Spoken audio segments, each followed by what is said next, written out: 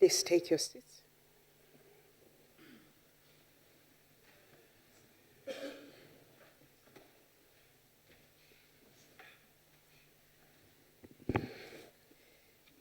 Order, members. Does any member wish to make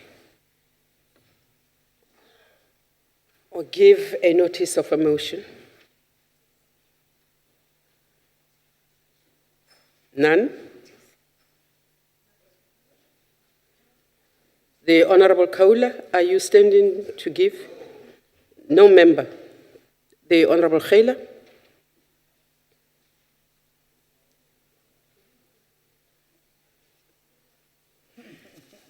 Thank you, ma'am.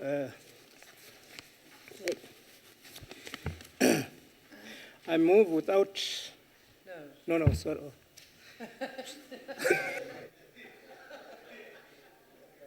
Honorable Khela, are you having a bad headache? Is there any other member who wishes to give a notice of a motion? None? Thank you very much. Does any member therefore wish to make a motion without notice?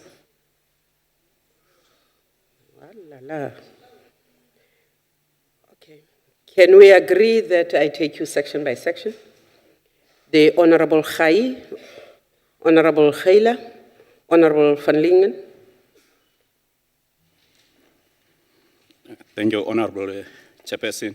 On behalf of the African National Congress, I hereby move a motion, or without notice, that the Council notes with applause the progress on Caden's Labbert's health condition as he is currently recovering in hospital after going surgery for the injury. Also notes that the young Caden Labbert suffered a stroke after being struck on the head when an unknown man threw a brick through the passenger window of his father's car on N12 highway near the Glen Shopping Center on April 30th. Further note that Caden was placed in an induced coma immediately after the incident and was brought out of the coma on last Wednesday following successful surgery and is not yet fully conscious. And notes that incidents of this kind are very common on our highways countrywide, and therefore appeal to our law enforcement agencies to take note of that and devise some strategies to combat these tendencies as they endanger people's life. I so move. Thank you, sir. Is there any objection to this motion? None. The Honorable Khela.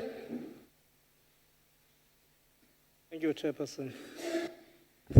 I move without notice on behalf of the United Democratic Movement that the House notes that Jackie Miller and Carl George, who are 19 and 20 years old, respectively, were found dead in the Mompati Dam on Sunday, the 10th of May, at about 1830 hours, after a village member informed the police. Further notes that their car was found in Kwaling village, closer to the scene of murder, acknowledges that the cause of murder has not yet been determined, commends the villager that reported the case to the police, encourages citizens of this country to report any criminal or illegal activities that take place within their communities to the police, calls for a speedy and true investigation of this gruesome and inhuman act. Thank you. I so move. Thank you. Is there any member objecting to this motion? None. The Honorable van Lingen. Honourable Chairperson, on behalf of the Democratic Alliance, I hereby wish to move a motion without notice that this House congratulates the Democratic Alliance on the democratic election of the new leadership at the party's Federal Congress held in Port Elizabeth this weekend, where Musi Maimane was elected the leader of the Democratic Alliance. Ethel Trollip was elected the Federal Chairperson. The Deputy Chairpersons were Dr. Ivan Meyer, Refilo Nteke, and Desiree van der Walt. James Self was re-elected as chairperson of the Federal Council and Thomas Walters as the deputy. We wish the DA's new leadership well as they carry out the mandate of the Democratic Alliance's values charter of freedom, fairness and opportunity. The Democratic Alliance is well on its way to the union buildings as the governing party. I so move. Thank you, ma'am. Is there any objection to this motion? Is there any objection to this motion? You object. Motion objected to. The Honorable Chief Whip. Chairperson of Council, I hereby move without notice that the Council, 1, notes with immense sadness the passing of our Isitwalandwe Siaparangwe, Ruth Mompati, in the early hours of this morning following a long illness. 2, further notes that Dr. Ruth Mompati played an indelible role in both the liberation and development of our country, and leaves behind a proud legacy of steadfastness, resilience, and selflessness for her exceptional and outstanding contribution and sacrifice to the liberation struggle. 3, further notes that Ruth Mompati was born in the Northwest Province within the district of Bupirima, now called Dr. Ruth Mompati District Municipality, and worked for former President Nelson Mandela and Oliver Tambo in their law practice in Johannesburg before joining the African National Congress, where she served in various leadership positions. 4th, acknowledges the indelible role played by Mompati in our society, that her death has robbed our nation of a towering, silent giant and one of the rare living moral compasses of our nation, her unwavering determination to serve a people and her commitment to the prosperity of our nation will be sorely missed. And lastly, my leader. Thank you, ma'am. Lastly, please take this opportunity to express our deepest condolence to Mama Ruth Mompati's family for having brought us this icon of the struggle liberation of the South African people, and thanks Mama Mompati for her exceptional and outstanding contribution and sacrifice to the liberation struggle, and leaving behind a proud legacy, steadfast resilience and selflessness. Hambagashi mama, hambagashi mkondo, hambagashi isitwalandwe. Thank you. Honorable members, is there an objection to this motion? None? That is the objection. The Honorable Mikilaikos. Thank you, Honourable Chairperson. I promise to be slightly briefer. Honourable Chairperson, on behalf of the Democratic Alliance, I wish to move without notice that Council notes another victory for our democracy was won by the Democratic Alliance this morning, when judgment was granted in favour of the DA against the Speaker's use of police to remove members of Parliament from the House. This follows the embarrassing scene where the Speaker ordered the police to remove MPs from the joint sitting during the President's State of the Nation address. Secondly, notes that according to the judgment handed down this morning, Section 11 of the Powers and Privileges Act has been declared unconstitutional. Thirdly, notes that the direct consequence of this judgment is that no presiding officer may order the police to remove any member of Parliament. MPs have a constitutional duty to hold the executive to account and should have the right to do this in the interest of the public, even when the executive and Speaker don't like the message or how it's being conveyed. And finally notes that this again proves that the DA will not fail nor falter from fearlessly challenging the status quo in the interest of the public and our democracy. This is a victory for our democracy. I so move. Thank you, sir. Is there any member who objects to this motion? Motion objected to. The Honorable Pakis. Order, members. Without notice knows, I hereby move without notice that the Council knows with utmost apprehension the remarks made by the former journalist Alistair, who expressed admiration of one of the architects of apartheid, Hendrik Verwoerd, as amongst the list of smart politicians like the outgoing DA leader, the Premier of the Western Cape. Further knows that after a national uproar on the remarks made by Sparks, Helen Zille defended the remarks that were made by Sparks, even stating that Sparks did not express admiration of Verwoerd, and that remarks were fundamentally distorted and manipulated, acknowledging that Verwoerd was the architect of the barbaric apartheid which institutionalized racial segregation and created in policies that inflicted pain and tormenting hardship on the millions of black people in this country, and takes this opportunity to condemn in hardest possible terms such cynical, reckless remarks, which not only pays glorifying tribute to one of the architects of this opprobrious system that was considered by United Nations and societies across the globe as a crime against humanity. Thank you, sir. Does any member wish to object against this motion? Objected to. The Honorable Julius. Thank you, Chairperson. I think on a lighter note, due to the DA, the EFF can come back to the House now. Is that part of your motion, Honorable Julius? On behalf of the Democratic Alliance, I move a motion without notice that the sudden termination of the inquiry instituted by President Jacob Zuma into South Africa's prosecution's boss, Mxolisi Nkasana, is following a trend, and it's not good for the stability within the NPA and our justice system. The termination of the inquiry paves the way for the president to push Mr. Nkasana out of office by offering him a golden handshake.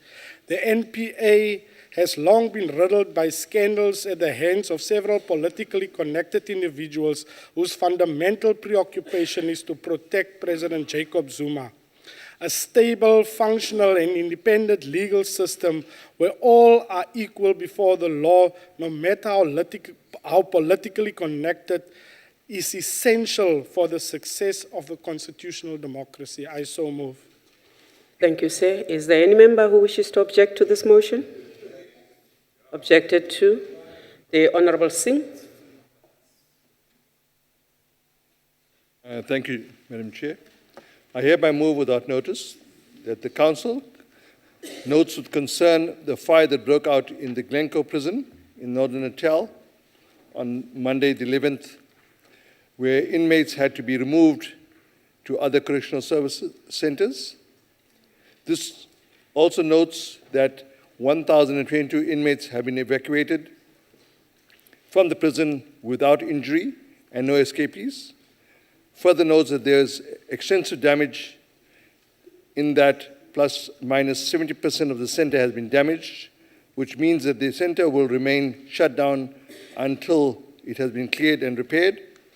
I therefore call on all departments concerned to do investigation on the cause of the fire and speedily repair the prison to avoid an imminent overcrowding in other prisons. I so move. Is there any member who's objecting? None? The Honorable Chetty, are you? Thank you, Honorable Chairperson. On behalf of the DA, I hereby wish to move a motion without notice. That due to the corrupt and poor management of the Matuba-Tuba municipality by the ANC and the NFP, this House resolved to dissolve the municipality. That the residents of Matuba-Tuba for years have suffered and not received any real form of basic and essential service delivery. That this House resolves to congratulate the efforts made by the Democratic Alliance for achieving 100% improvement by winning a seat in the municipality.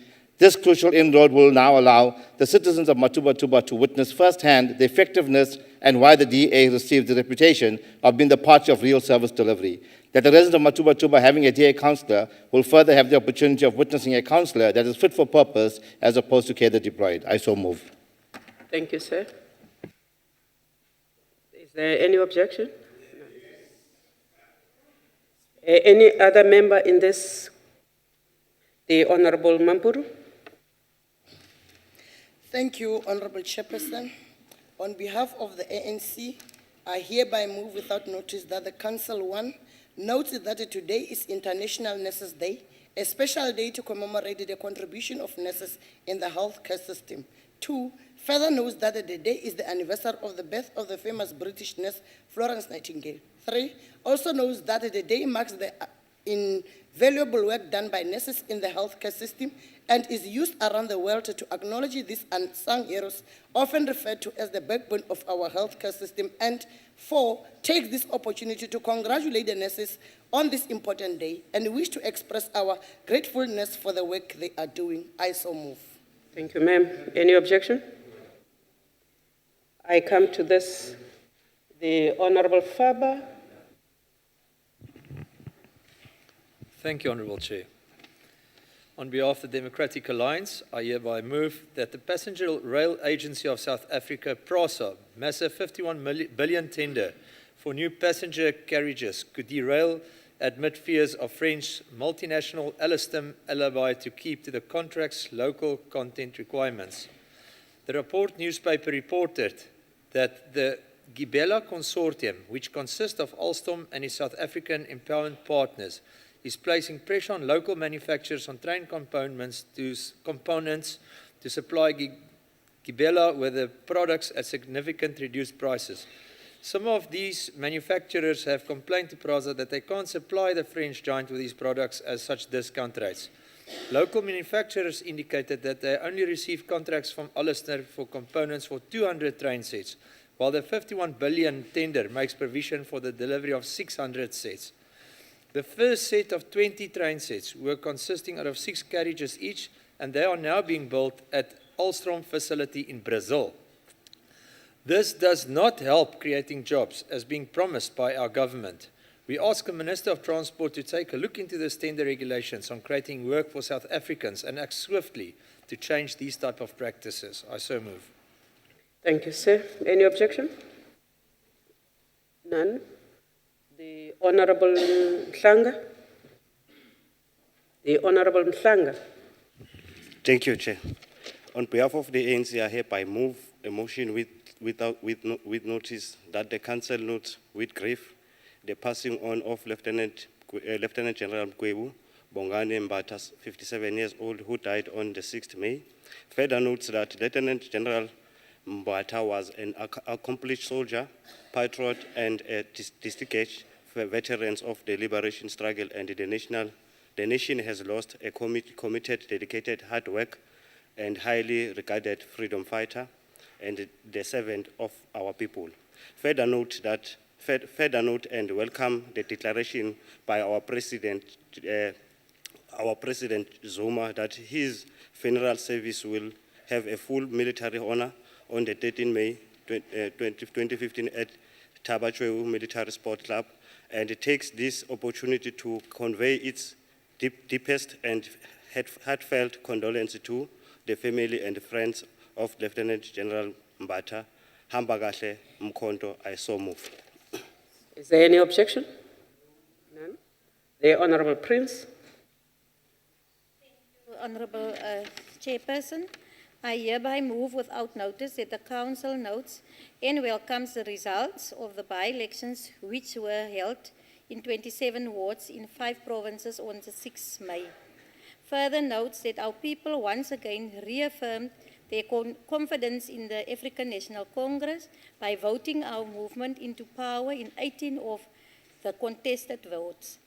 Acknowledges that these results are once again a confirmation that the ANC remains a people's movement and the only viable party that is truly committed towards a prosperous South Africa wherein poverty, unemployment and inequality will be meaningfully addressed, and takes this opportunity to thank our communities for the show of confidence in the ANC and wishes the newly elected councillors in all the wards success with them, knowing that theirs is to serve and put the people of South Africa at the center of our project of radical social economic transformation. I so move.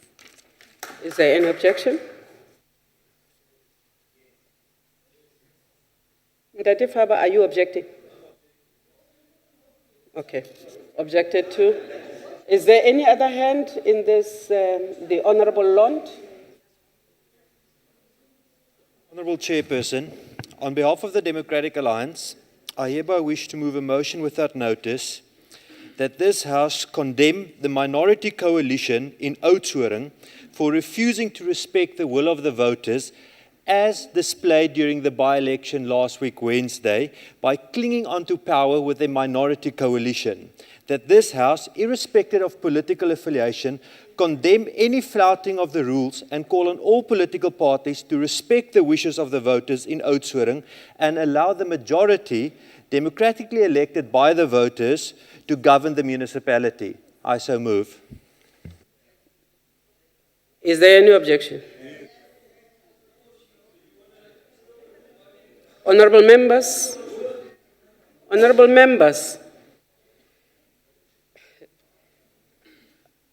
this brings us to the end of our motions without notice.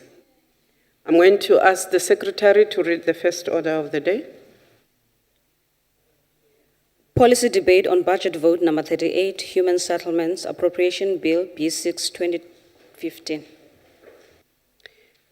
Honorable members, I would like to take this opportunity to welcome the Minister of Human Settlements, the Deputy Minister, special delegates, MECs, representatives of SALGA to the debate.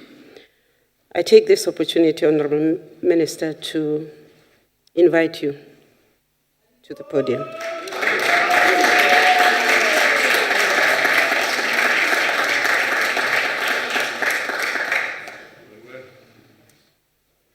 Thank you very much, Chairperson and members of the NCOP, Deputy Minister and guests. In the last minutes of yesterday, an outstanding woman, Ruth Mompati, peacefully slipped into the world of John Dube, Lillian Ngoyi, Moses Kotane, and all our ANC leaders that have passed on. I dedicate this policy statement in her honor. In addition to the motion of the ANC, I add that this stalwart was one of the first MK cadres who was a woman, trained, determined to come and liberate this country. Was one of only 2 women in the team that negotiated the democracy that we enjoy today in the Grote Schuur summit that was held at the beginning of the negotiations. A former member of parliament, a former ambassador of South Africa to Switzerland, a former mayor of Naledi local municipality. She was committed to the struggle of our liberation and especially to the liberation of women. We will remember her as an indomitable woman, a woman of outstanding strength and courage and determination, full of grace and dignity and beauty.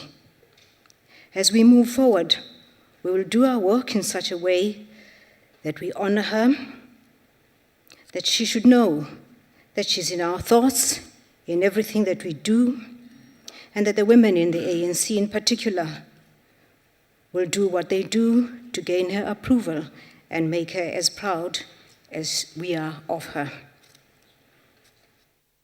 We meet today, Chairperson, at a pivotal time for our people, which is 60 years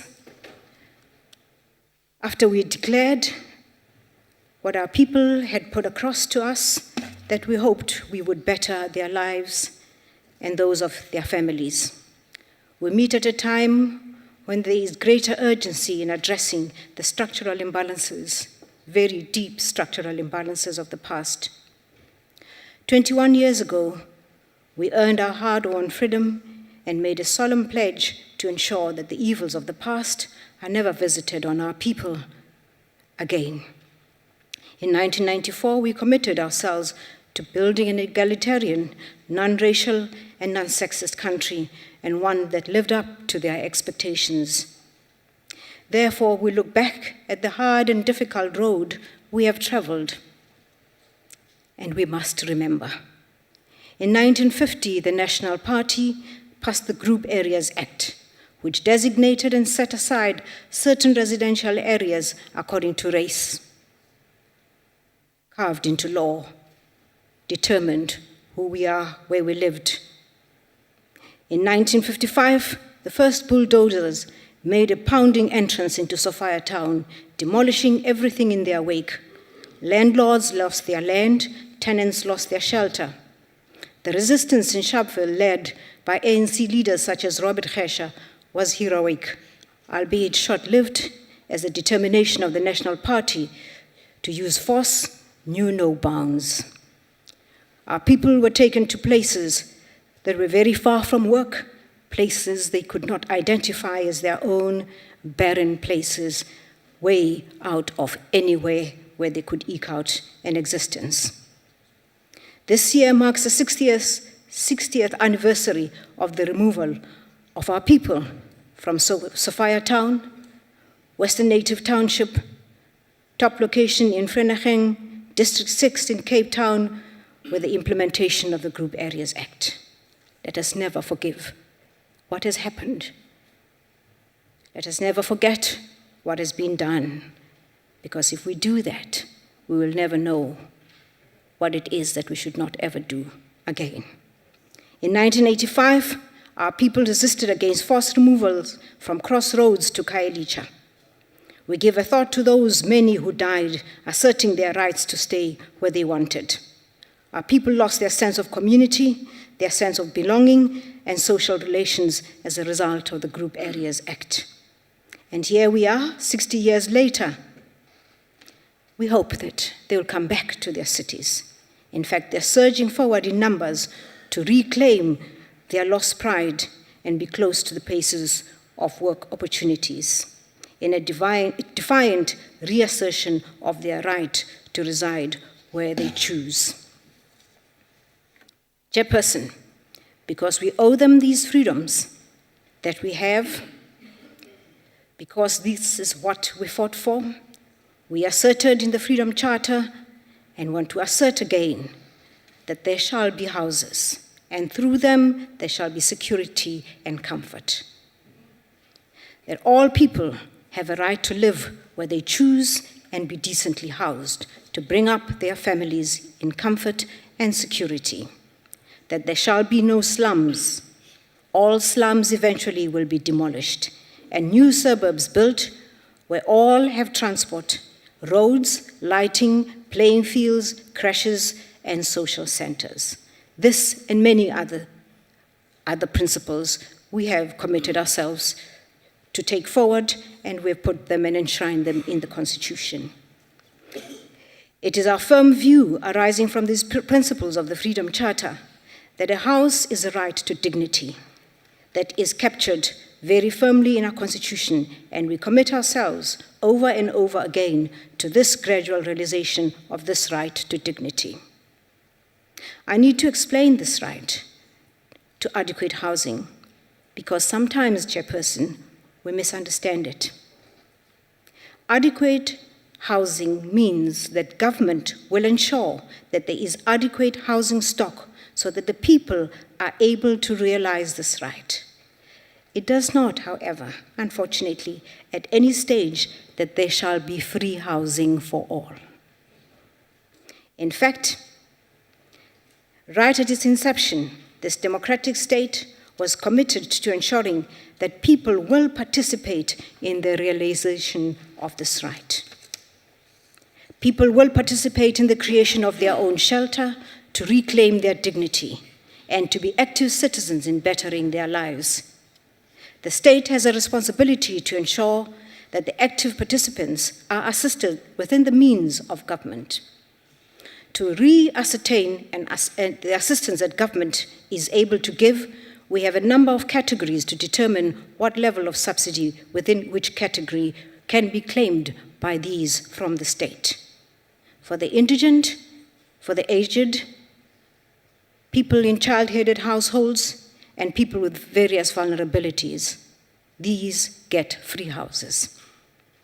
The rest we provide subsistence. The rest we provide a subsidy, and government is committed over and over to ensuring that our citizens have access to housing with our assistance. We have teased out and isolated some of the aspects, Chairperson, that have conspired to negate the delivery of houses to our people, and we have instilled a culture of care, compassion, and delivery and effectiveness of service to the public. Over time, we have understood where the challenges are, and we have crafted interventions. Here, I just want to go through a few of the interventions that we want to put across for this year. Going forward, this is what we have put as priorities for this year. 1, rectification. We have realized the number of houses that have been shoddily built. We have realized, too, that the state has taken upon itself the responsibility to rectify these houses. We have now taken a decision that this shall be no more. We will change our rectification policy. The onus of making sure that the houses are rectified will be on the construction industry and those people who build shoddy houses. The money that has been spent on rectification could have built more houses for our people and should build more houses for our people. Therefore, we urge the NHBRC to take the responsibility to identify those contractors who have built shoddy houses, make sure that they rebuild them, and we shall blacklist them until such time as we are quite certain. Chairperson, understanding the great need that we have in this country to skill our youth and provide them with housing, we've taken on a decision that we shall build youth brigades. We have therefore ring-fenced an amount of 159 million from the Human Settlements grant for this purpose. We're going to make sure that each province is given a portion of this to ensure that they can skill unemployed youth that will provide them with a solid foundation of skills, work, and a future. Therefore, henceforth, we're going to do things differently. For all our mega projects, we've determined that 60% of our workforce will be from the youth brigades. Through them, we commit ourselves to change, and through them, we can realize the economic potential vested in the work that we do. Chairperson, we've also understood that our backyard dwellers have been very unhappy about having been overlooked for so long, while we deal first with people in informal settlements. We want to assure them that for this year, we will prioritize them. Chairperson, for most of our mega projects, we would like to add a new element. We want to make sure that in our mega projects, we build government offices. This will not only bring down the exorbitant costs of rental that the state buys on rented office space, but it will also make sure that government is closer to the people.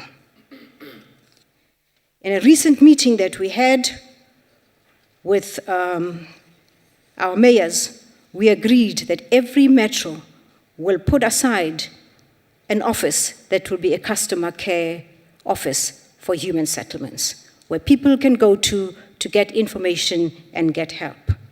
Chairperson, this is within your realm, and I'd like you, please, and this House, to check that every metro does have a customer care office.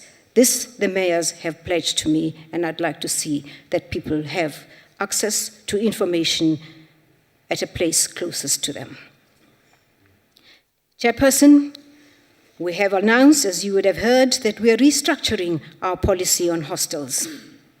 We would like to gradually abolish our hostels in our towns and make sure that our hostel dwellers become, like us, urbanized citizens and have access to houses where they qualify, and where they do not qualify, we will ensure that they have access to our community residential rental units.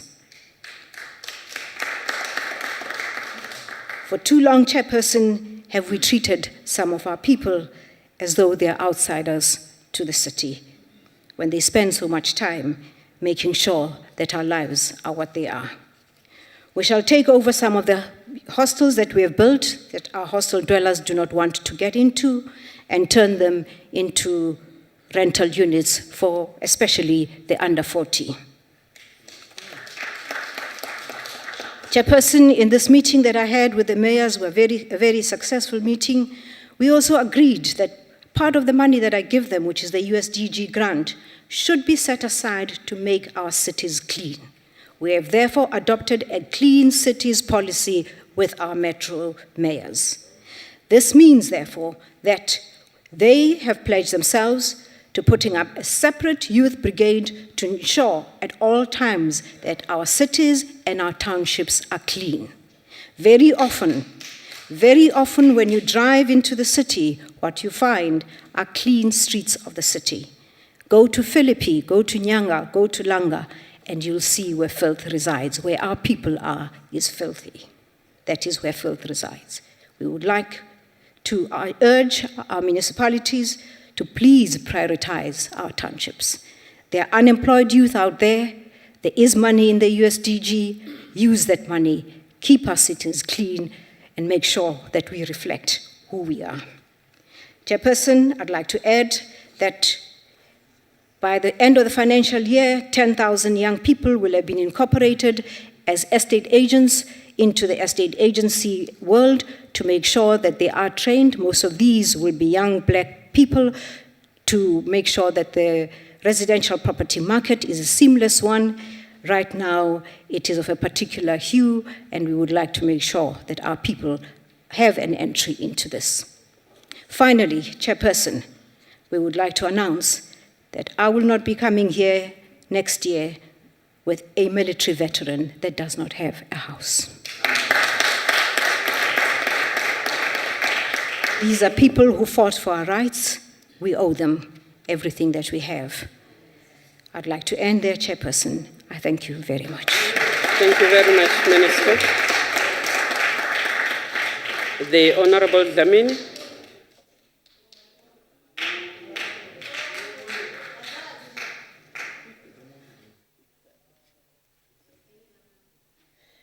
Thank you very much, Honorable Chair. My greetings to the Honorable Minister and the Deputy Minister, the DG and the team.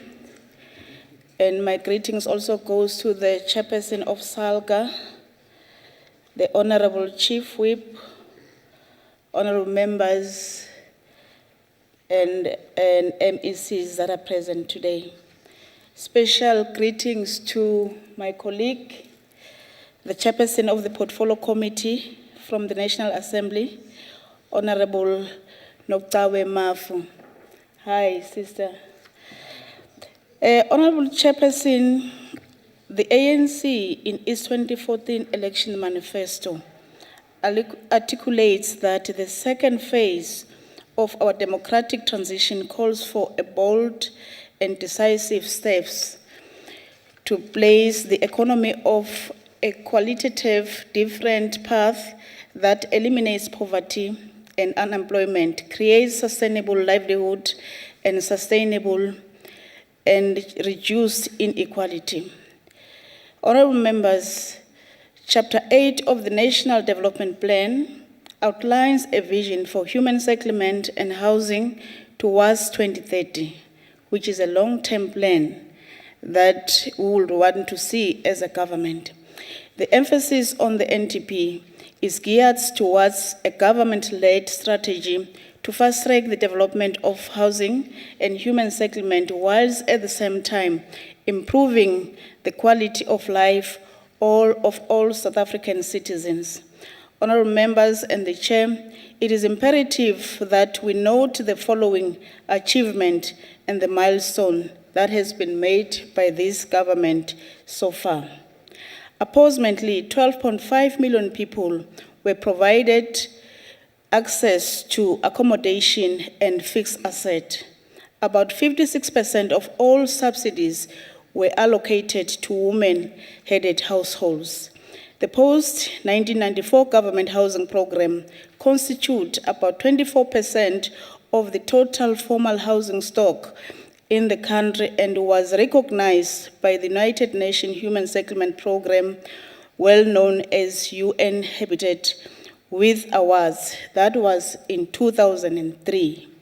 Just between 1994 and 2010, the National Department of Human Settlement has spent 125 billion on housing and human settlement development, while 16 billion has been spent by other government agencies on the other infrastructure project for the development of human settlements.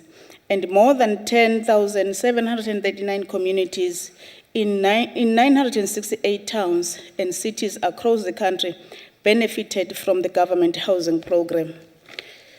Honorable Chairperson and honorable members, welcome the commitment made by the Honorable Minister that the department is to build 1.5 million houses and housing opportunities for the accommodation, accommodated the growing backlog. However, this cannot be achieved without partnership.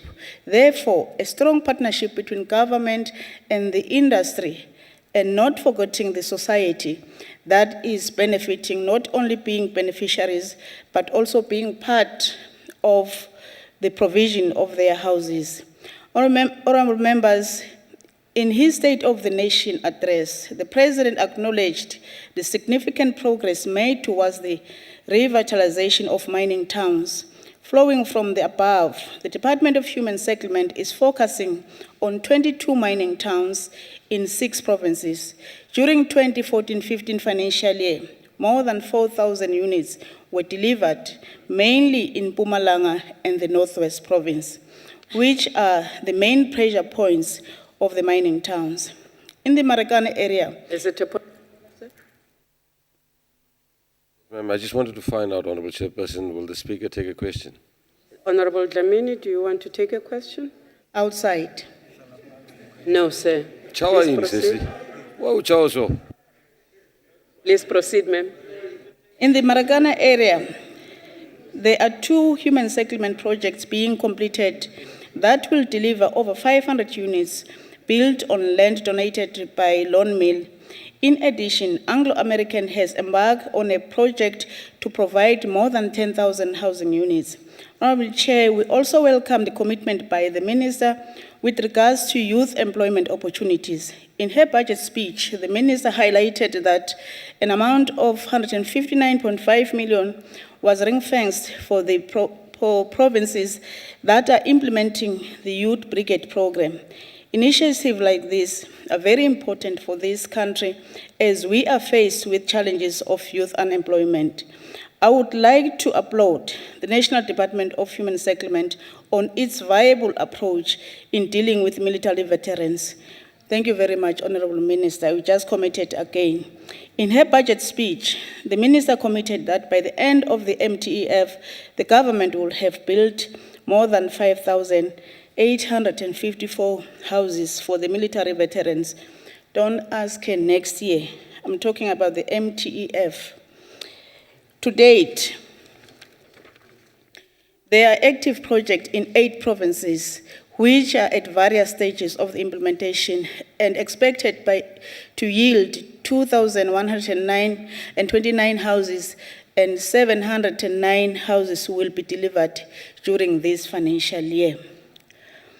I would also want to urge the Minister, in terms of the new introduced grants that are earmarked for the metros, one of them which is the Urban Development Grant, that grant to be also extended to the secondary cities, the 17 secondary cities, because the challenges of the metros are not only, does not only end at metros, it also affects the secondary cities. We would like that grant to be extended to those. Having said the achievement, there are still challenges. Honorable members, despite the significant progress made thus far, delivery through National Housing Program has not been sufficient enough to meet the needs for housing support by government. As a result, there remains a large number of households living in informal conditions, both informal settlement and backyard rentals. We appreciate that the Minister has spoken to that area. As indicated in 2011 census, there are approximately 1.2 million households, or 8.6% of all households in South Africa living in informal settlement, a further 700,000 households living in backyards. There are 2.1 million households, or 14.5% of households making up the official housing backlog. There are 1.9 or 13.3% households who are on government waiting lists. All those people are still waiting to be provided with housing. We also acknowledge the challenge in terms of access to built infrastructure, lack of access to affordable and user mortgage finances, limited access to land for owner income housing, backlog in registering ownership, informal settlement, weak spatial planning, which some of these projects are not the responsibility of the department, but it needs other sectors to come on board and assist the department. The ANC is committed to accelerate provision of the basic services and infrastructure in all existing informal settlement. Unlike the DA in Cape Town, if I might take Canaan Land, for example, people are given services because they are members of the Democratic Alliance. Maybe they allow it because they are benefiting from those people. The issue of the housing project at Khayelitsha, those people were to be removed in 2013, but until to date, they are still there. A family of 8 staying in one room, children and adults sharing one room, and 10 of those containers using one toilet. This is the DA government in the Western Cape. In conclusion, honorable members, it should be noted that the current funding allocated for the Department of Human Settlement is insufficient to deliver on its target. The National Development Plan proposes that the housing regime is reviewed in order to address this issue with focus on the following. State support for housing should be prioritized to occur in inner cities and around transport hubs, corridors, and economic nodes. State investment should be shifted from support for top structure to incentivize the acquisition of well-located land and support development of the public environment needs for the sustainable human settlement. With those, Honorable Chairperson, would like to support the budget of the department, having listened to the presentation of the department on Friday. As a committee, we do support the budget of the department. Thank you very much. Thank you, ma'am. The Honorable Mpambos Sibukwan.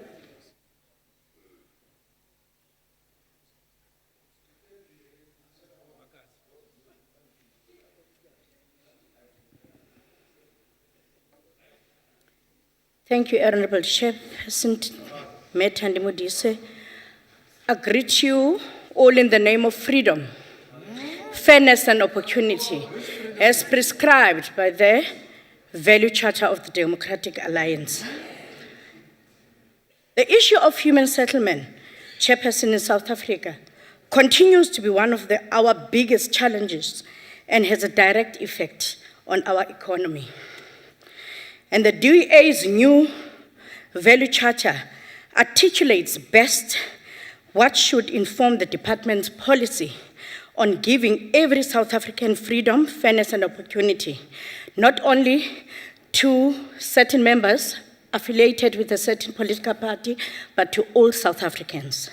Honorable Chairperson, I suggest that this House start familiarizing themselves with these value charters, as this will guide us when the DA takes over the national government.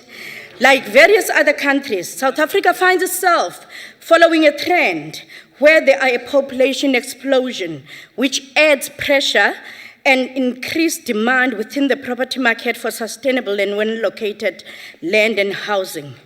Non-delivery and underspending are the two hurdles which this department needs to overcome in order to achieve its target of creating 270,000 housing opportunities per year. Back in 2009, Honorable Chairperson, we all heard President Zuma's proclamation to shift the Department of Housing to the Department of Human Settlement and to center their focus away from housing being a roof over one's head. That is a very good cause. And instead, to provide sustainable and integrated human settlement where people have access to basic amenities required for their day-to-day living. I just want to remind you, Honorable Dlamini, in the Free State, in Mangaung specifically, the place is highly infested with informal settlement. The DA understands that a socially integrated and sustainable environment is one of the most important factors to live a prosperous life with dignity. In fact, where we govern, we have been able to demonstrate this in the Western Cape. Oh, thank you, Minister, for this. In the 2014-15 financial year, the Western Cape government exceeded its housing opportunities target. Working together with the local government, the private sector as well as the communities, unifying and creating partnership with each other, we can all achieve this. The said ANC must learn from our example and stop shutting people out of meetings in order to push their political agenda. The DA considers government policy on human settlement to be an opportunity to make citizenship more inclusive rather than exclusive to certain people. Honorable Chairperson, Memudise, the ANC has been unsuccessful in laying a solid and stable foundation for a more inclusive society. Instead, delivery has tended to increase and maintain a number of the poor population in urban ghettos where they are not near work opportunities and are more in possession of dilapidating properties. Minister, Honorable Minister, spoke about the need of a sense of self-reliance to be reflective among South African people.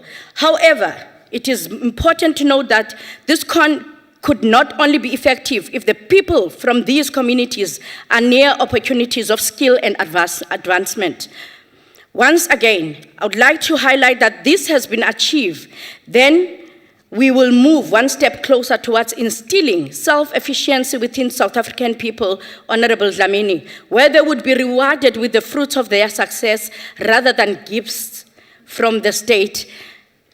The DA will continue to encourage for a market-based solution and that state resources are freed up in order to service the most poor and the most vulnerable groups of our society.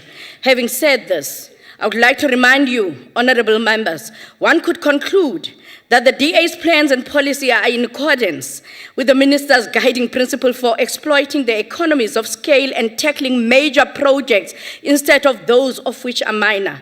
But the DA's policy, honorable members, it is the only party that can implement a plan to start making progress in alleviating poverty and grant access to economic opportunities. In order to improve our country's position on human settlement, Honorable Chairperson, it is not only important to have a plan, but to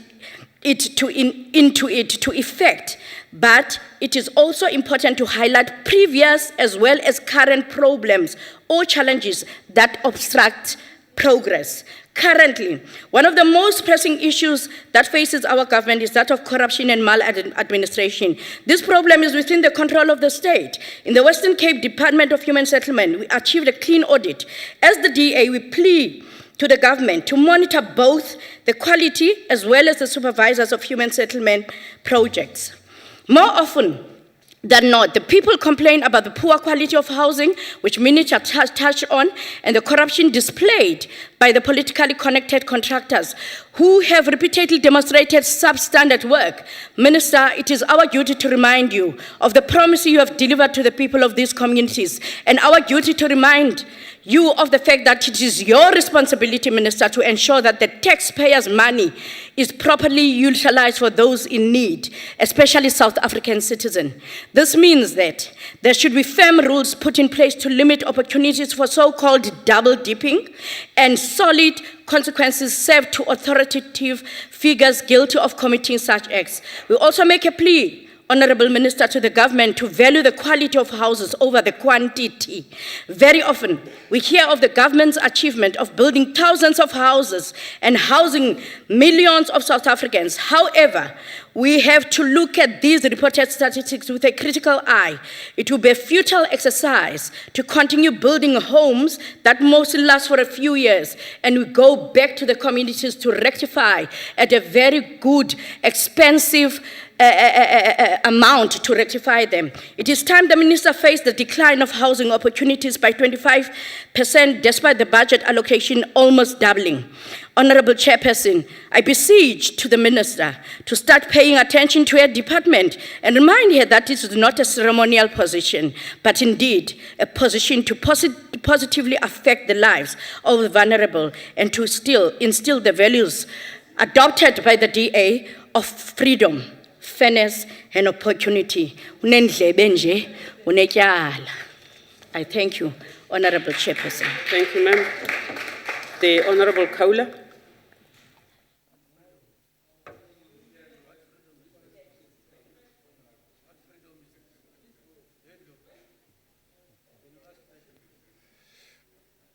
Honorable Chairperson, Honorable Minister, Honorable Deputy Minister, the audit findings of the Auditor General for this department have, amongst other things, expressed a concern that the targets of the department on sub-outcome 1, sub-outcome 2, and sub-outcome 3 are not smart.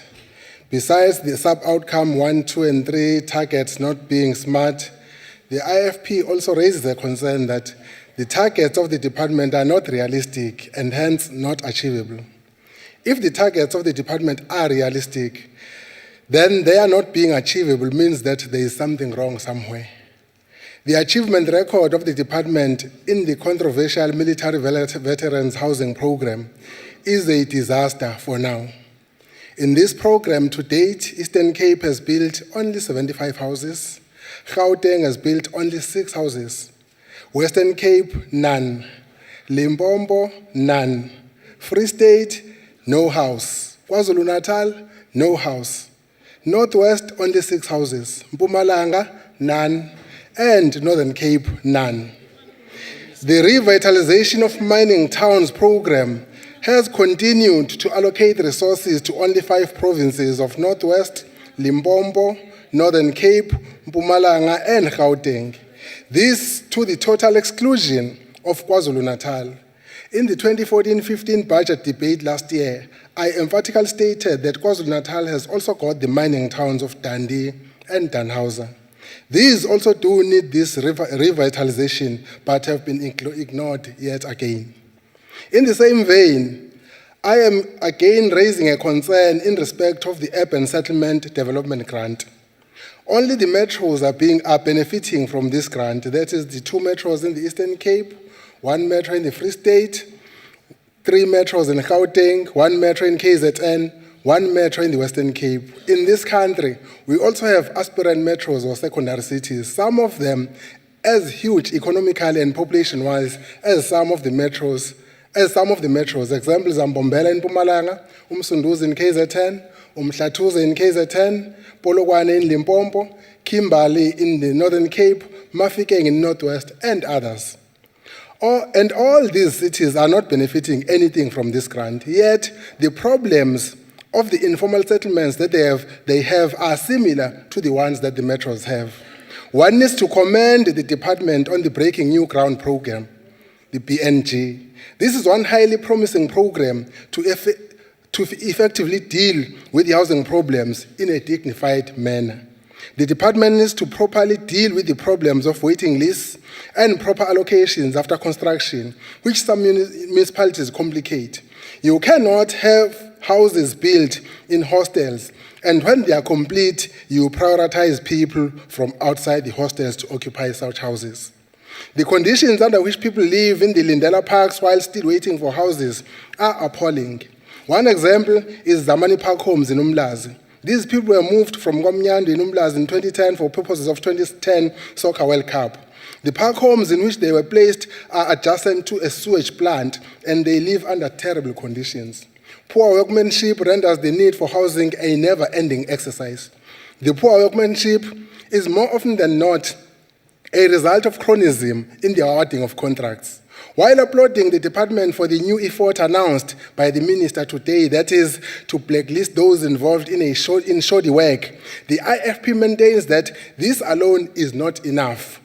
Those friends in power and positions responsible for the irregular awarding of tenders, thus resulting in shoddy workmanship, also need to be brought to book. And in conclusion, Honorable Minister, I heard you speaking about the youth brigades.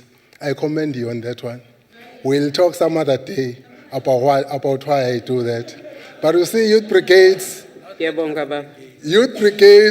are, of course, renowned for discipline, for order, and for dedication. I thank you, Chairperson. Thank you, sir. The Honorable Zwane. The Honorable Zwane.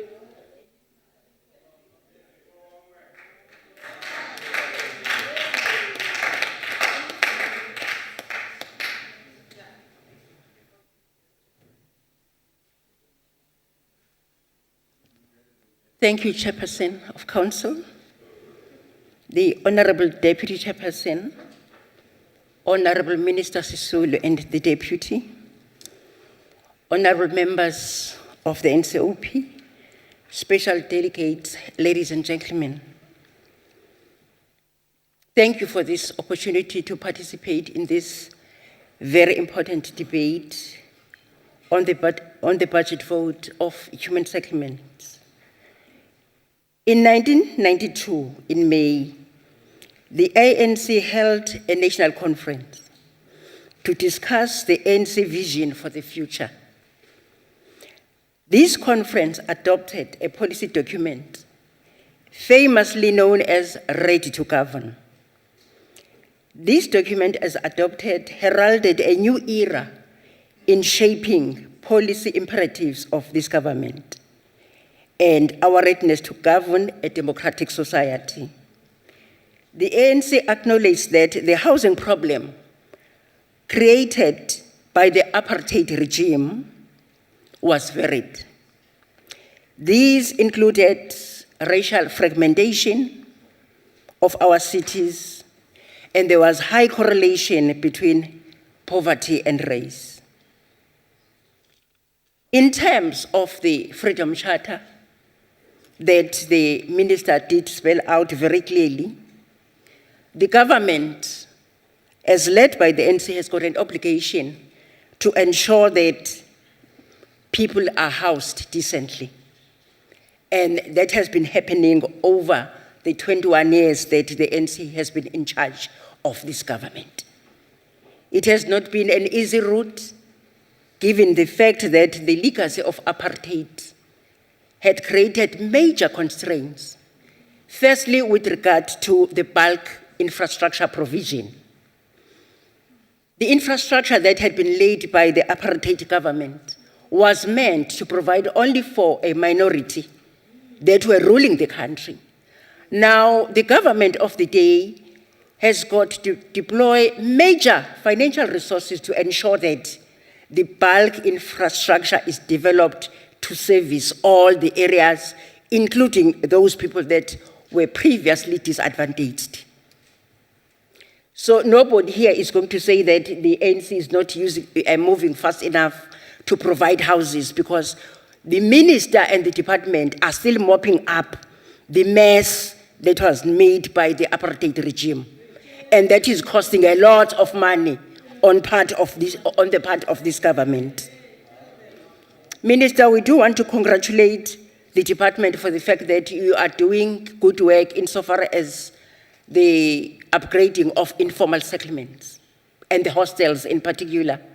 We remember that during the past days, when our husbands went to the cities to seek employment, they were housed in terrible hostels where there was filth, where there was broken infrastructure, no windows. If the water systems were broken, they would be broken ad infinitum. Nobody really planned how people were going to settle in the cities when they seek employment. But today, there is movement by this ANC-led government to effect improvement in those structures, to the extent that those fathers and husbands could not be visited by their wives, because if you visited your husband, where were you going to sleep? Because all the workers were crammed into one room and having to use just the basic infrastructure to live and sustain. And to that extent, we want to say that we really do appreciate the move by the Department of Human Settlements in ensuring that the conditions in the hostels are actually changed. And we've got now what is called community residential units where a wife and children can be able to visit their fathers or husbands. That is improvement, and that is improvement of the quality of life that we have committed to as the ANC-led government. Also, the improvement of the subsidy quantum. I was happy, Minister, when you said you are not going to tolerate the issue of houses that are not built properly. Shoddy workmanship has got no place in the Department of Human Settlements. Now, over and above, we've actually improved the subsidy quantum. Government of this country is actually investing 145,000 in each unit that is being erected. This encompasses servicing of the site and the top structure, and the provision for amenities for water harvesting and sanitation. And to that extent, one does want to caution, on behalf of the committee, the tendency by people that receive these houses and do not appreciate the investment that government has made. In the process of this investment, government is not only providing houses, but actually government is saying to the people, we are giving you the start to begin to create wealth. Before, people had no property, people had no title deeds, but the provision that is made today is that here is a house, it is yours free of charge. Start to accumulate wealth because you've got a property in your name, you are given a title deed in your name, something which people never had during the apartheid or no government at all before the ANC ever provided houses free of charge and provided houses of this quality and in the number that the ANC government has provided. In terms of Section 26 of the Constitution, everyone has got the right to have access to adequate housing. And to address this issue, the state, through the Department of Human Settlements and the Department of Local Government, has taken reasonable measures within the available resources to achieve the realization of this right. Today, we rise with utmost pride to say that the ANC government has moved with utmost speed to dismantle the legacy of apartheid in our communities.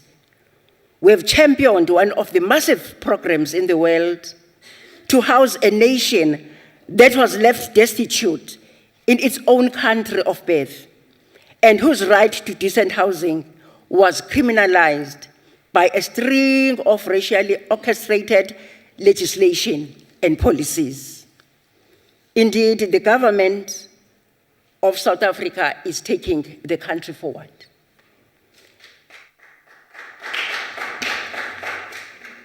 Honorable Chairperson, the policy shift to sustainable human settlement is an expression of a new national approach that says integrated services would address basic needs more holistically than the provision of individual housing. But again, the provision of human settlements adequate human settlements hinges around the expertise that we require technically. The speed with which you can move is dependent on the quality of technical expertise that we have at municipal level, provincial and national level.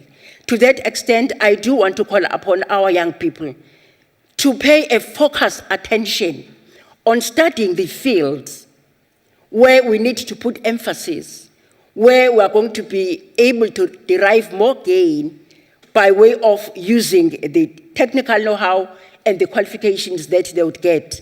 The fields like engineering, quantity surveying, the fields like construction, the fields like project management, the fields like bricklaying, plumbing, you name it.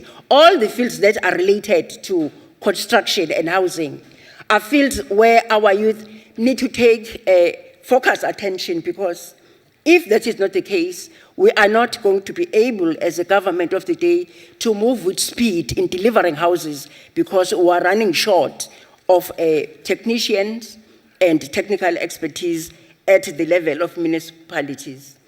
Honorable Minister, we want to congratulate you and your department for the very important partnership that you have developed with the Banking Association South Africa to look at the housing market and to come out with product intervention that will not only stimulate the market, but enable those on the outside of the margins to enter the market. This will ensure that we close the gap and cater for those who earn enough to live, but not sufficient enough to afford the housing bonds. Honorable Chairperson, the Human Settlement Budget vote bears testimony that we remain on the path to transform South Africa.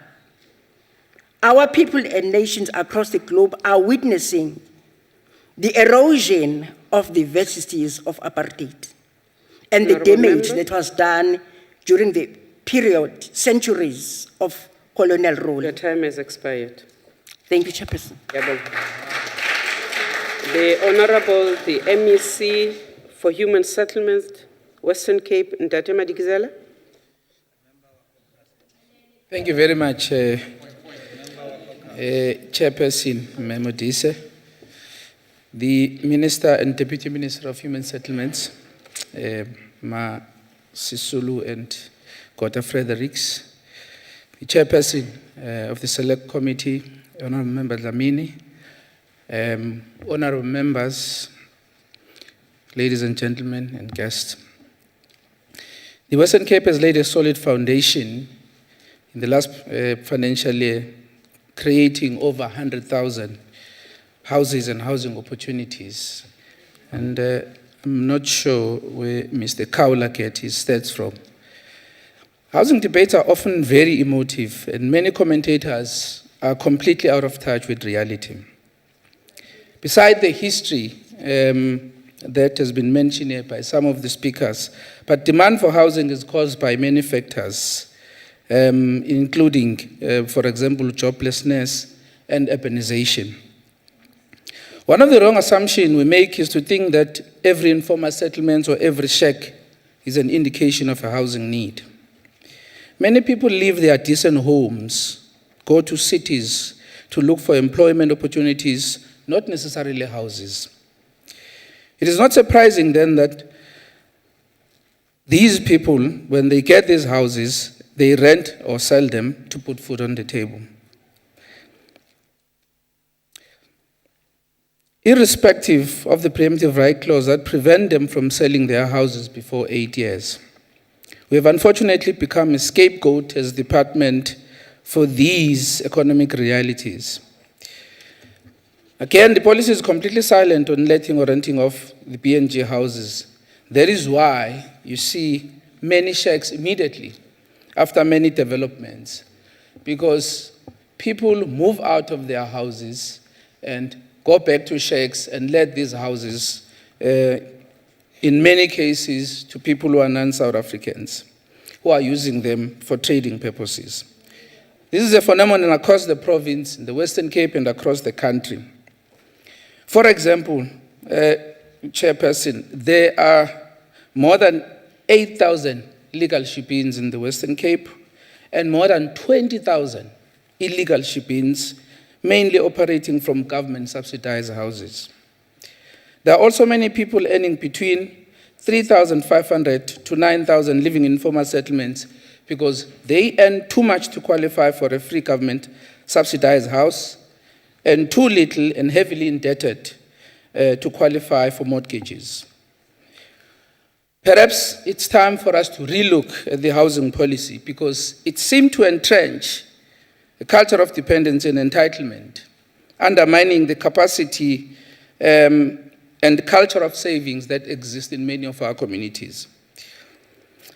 For example, in 2013, an organization called Africa Response did a research on savings in the informal sector and discovered that more than 45 billion rands is generated in this sector through stokvels, various societies, etc.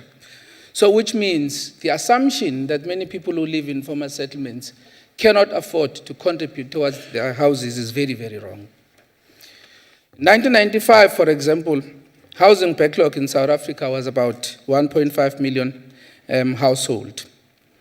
Fast forward 20 years later, in 2015, we have built about 3.8 million houses.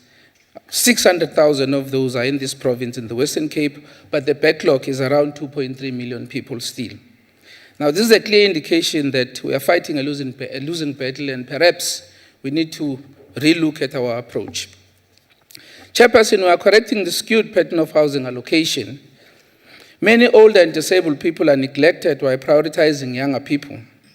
This was due to the fact that many municipalities had no reliable database to base the allocation from, which left many hyenas masquerading as community leaders to have a field day in allocation of houses to their families and friends. A number of councillors and community leaders have been convicted for corruption in housing allocation. This resulted in my department intervention through the Housing Demand Database Improvement Program to assist municipalities with their housing demand database. All municipalities in the Western Cape now have a credible housing demand database. After this, Chair, in 2012, I then announced that no beneficiaries under 30 years of age will be prioritized, while we still have many older people still waiting for houses.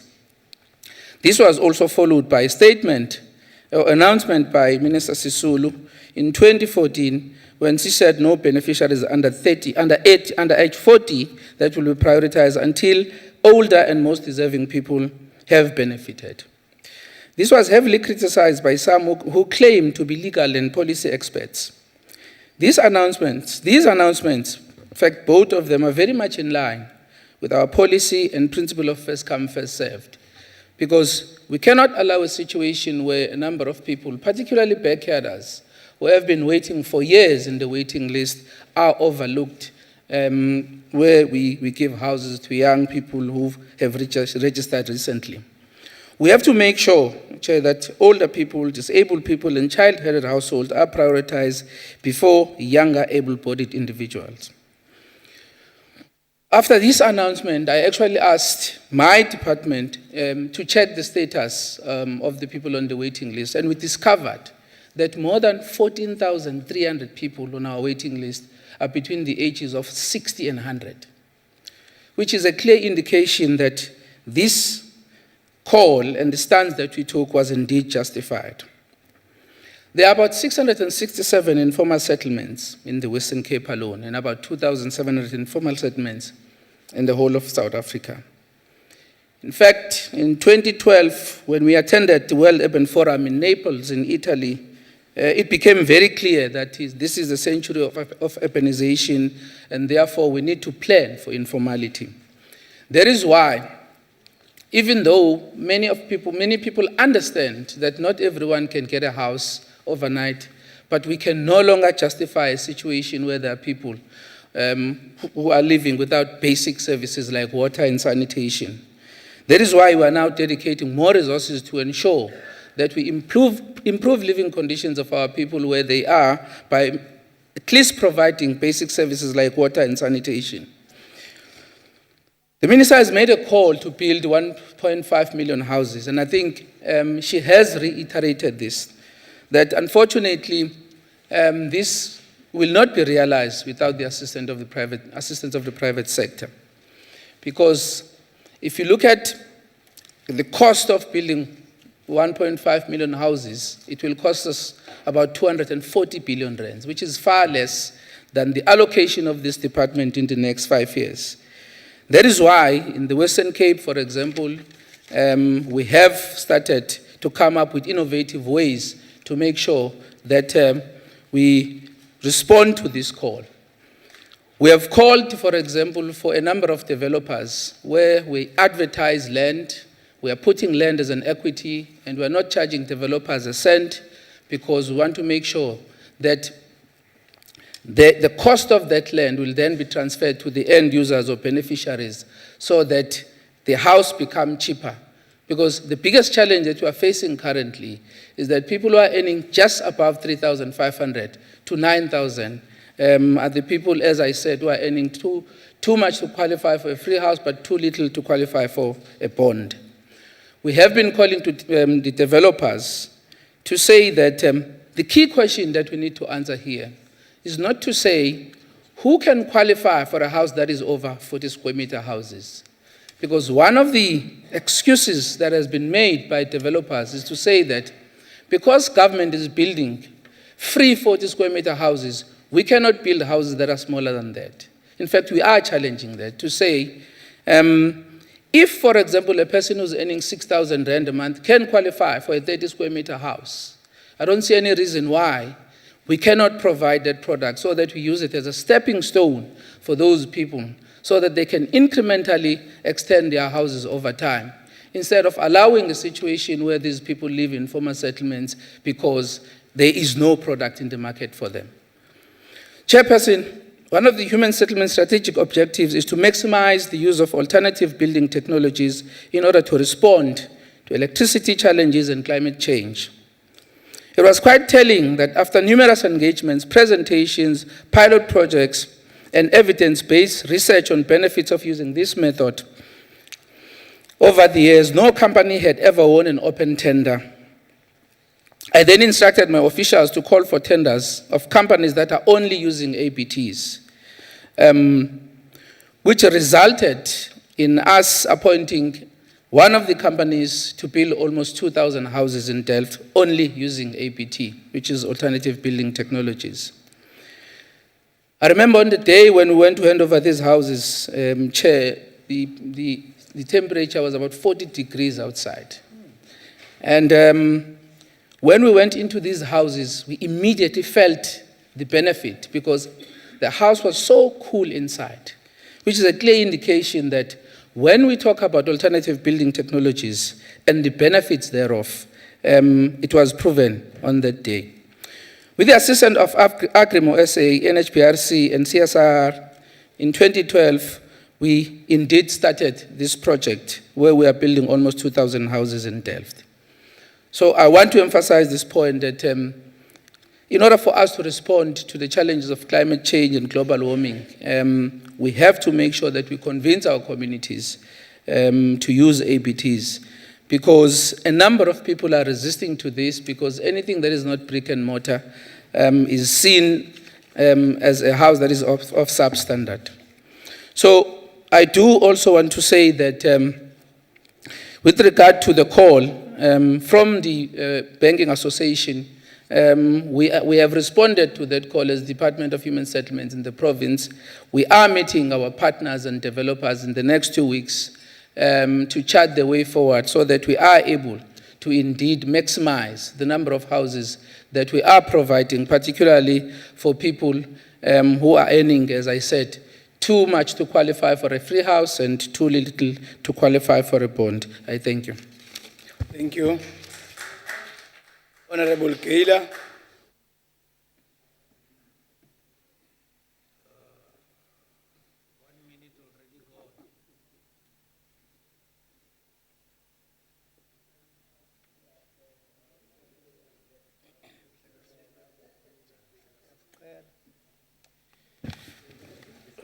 Honorable Minister, Honorable Deputy Minister, Honorable Chairperson.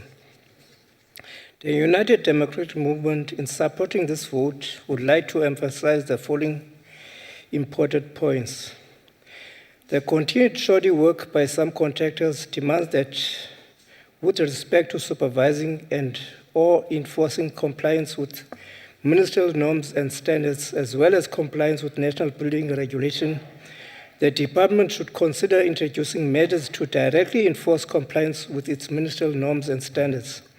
This is consistent with the fact that housing is a national competence, and therefore, the minister must be empowered to take corrective and remedial action when policies are not adhered to.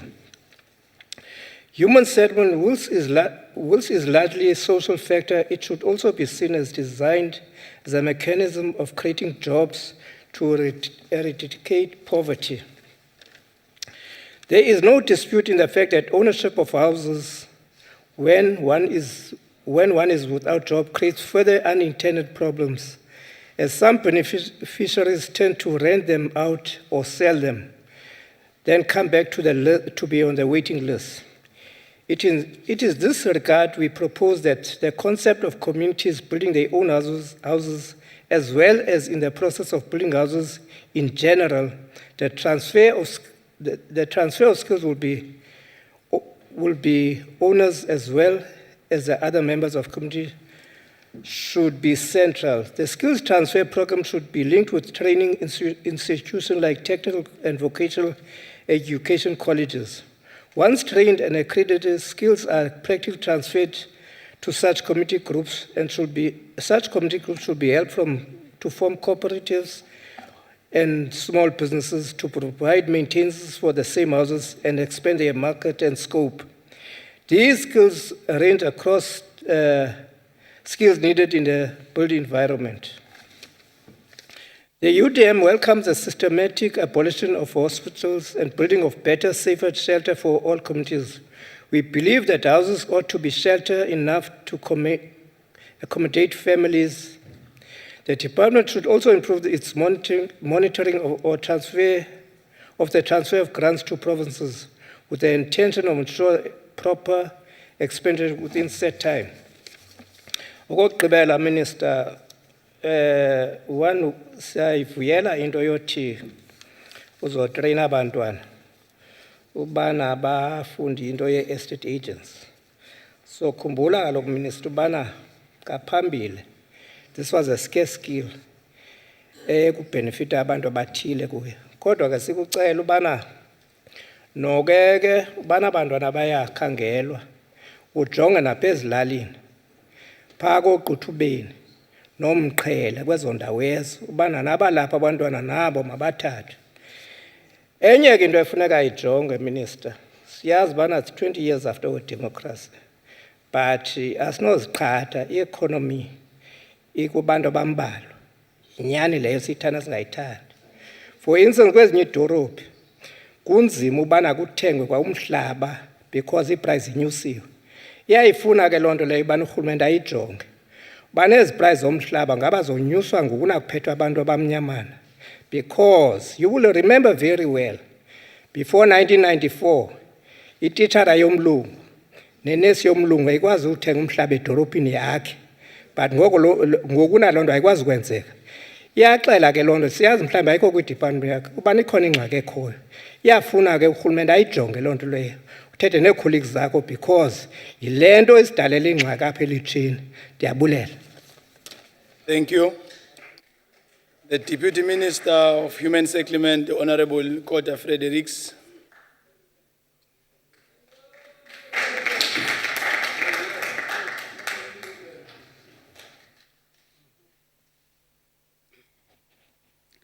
Chairperson, Minister Indwe Sulu, Chairperson of the Select Committee on Social Services, Mahmoud Lamini, Chairperson of the Portfolio Committee, Mam Notawe, MEC, honorable members of the NCOP, and honored guests, I greet you all this afternoon. May I respond, Chairperson, to what the honorable member of the IFPF said around the issue of military veterans. I just want to make member aware that this is a new program. It's done by the Department of Human Settlements and the Department of Military Veterans. We in the Human Department provide 40 square meter. The houses for military veterans are 50 square meter. The 10 square meter is paid for by the Department of Military Veterans. The delay is on this side of them getting the funding from Treasury to pay for the difference. I assure you, you will see the difference in the near future. Chairperson, may I please send condolences to the family of our Stalandwe, Ruth. May her soul rest in peace. The vision of the department is to have a nation housed in integrated, sustainable human settlements. Our mission is to facilitate an environment that provides this. Houses must be built in areas closer to the places of work, where there are social amenities such as parks, crashes, clinics, police stations, etc. The vision is driven by our core values, which are based on the Constitution of the Republic of South Africa, which are as follows: accountability, fairness and equity, choice, quality, affordability, sustainability, innovation, and adherence to the Batupili principles. The implementation of our program are done at a provincial level. Hence, 90% of our budget is transferred to provinces. The department has been allocated 30.9 billion in 25-2016 financial year, which increases to 33.2 billion in 2016-2017 and to 35.2 billion in 2017-2018. Transfers and subsidies to provinces and local government, as well as departmental agencies, take up 90% of our total allocation. Metros also have a critical role to play in this process. That is why they have been allocated Urban Settlement Development Grant. They have also been given the Municipal Human Settlement Capacity Grant. Chairperson, it has been made clear to us that not all metros are capable of spending this USDG. Even those who do the spending, it's not on areas that are related to housing. We're excited by what Minister has said, that this money must also be used for the cleaning projects, which are the process of empowerment of the youth.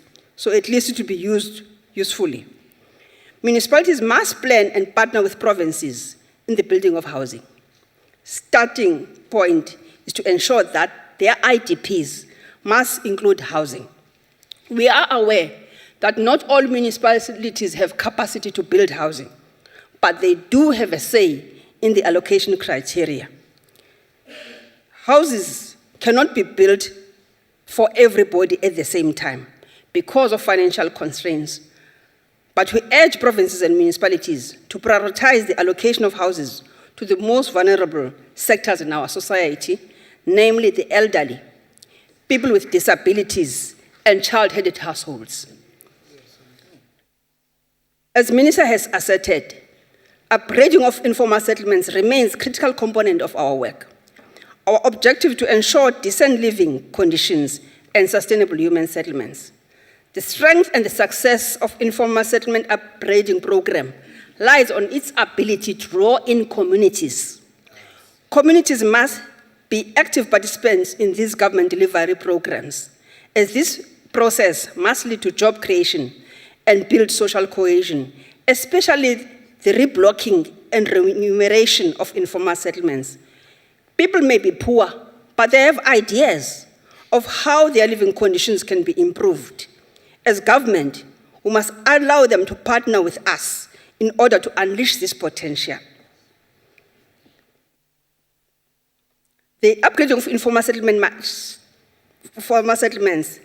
need to pay special attention to those informal settlements located to those areas that are health hazard, namely those that are on river banks and on dolomitic land.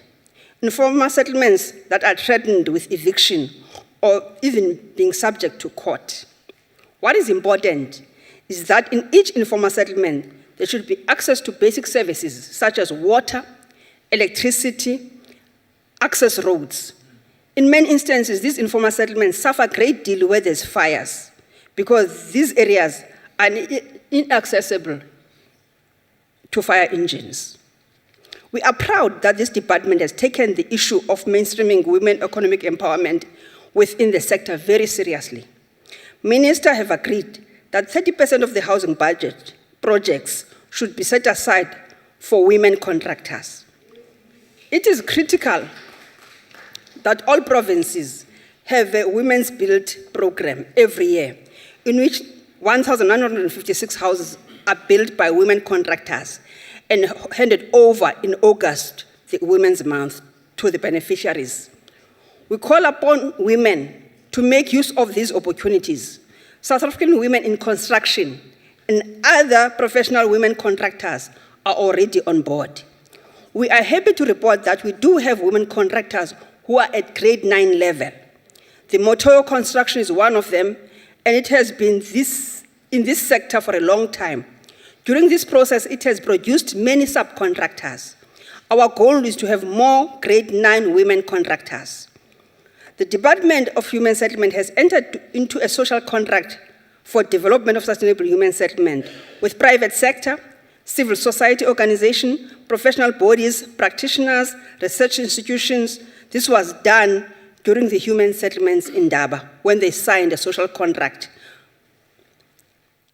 I want to congratulate all provinces who have successfully hosted the Governor Mbeki Awards, whose purpose is to promote and inculcate the culture of service excellence within human settlement sector.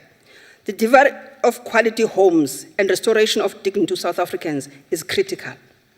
I had an opportunity to attend the Eastern Cape Awards, which were held at King Salata Dalwingyebo at Amtata.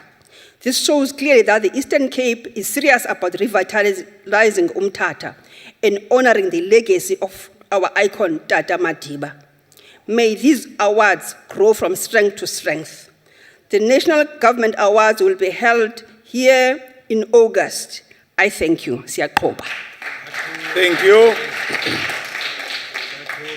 Honorable Shabalala.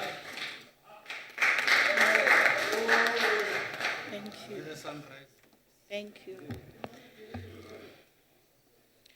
Honorable Chairperson of the National Council of Provinces, Honorable Minister of the Department of Human Settlement, Ms. Lindiwe Sisulu, Honorable members of the NCOP, Honorable members of the National Assembly, officials of the Department of Human Settlement, our esteemed traditional leaders, representative of SALGA, ladies and gentlemen, all protocol observed.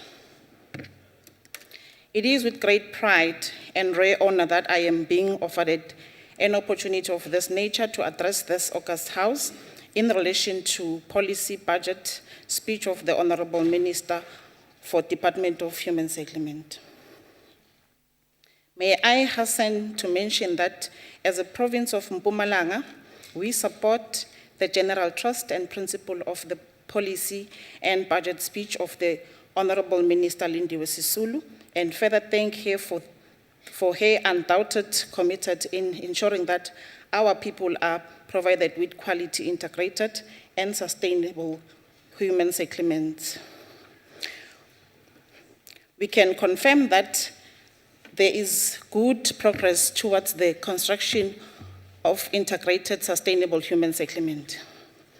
Through her support, our province has been able to record over 55,000 new quality houses from 2009 to 2015.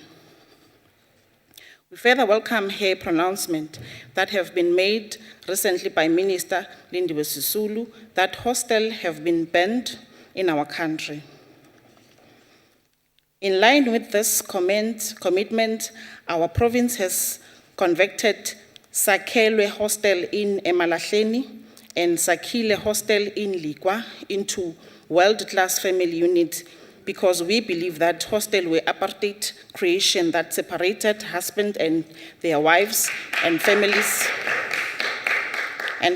through the migrant labor system that brought untold suffering to millions of families in order to perpetuate the separate development as per the design of the evil system of the apartheid and oppression. Contract for development of sustainable human settlement. We need to galvanize the youth, the young people in the construction sector, and to provide them with the necessary skills and also empower them with business skills to run and manage their small businesses.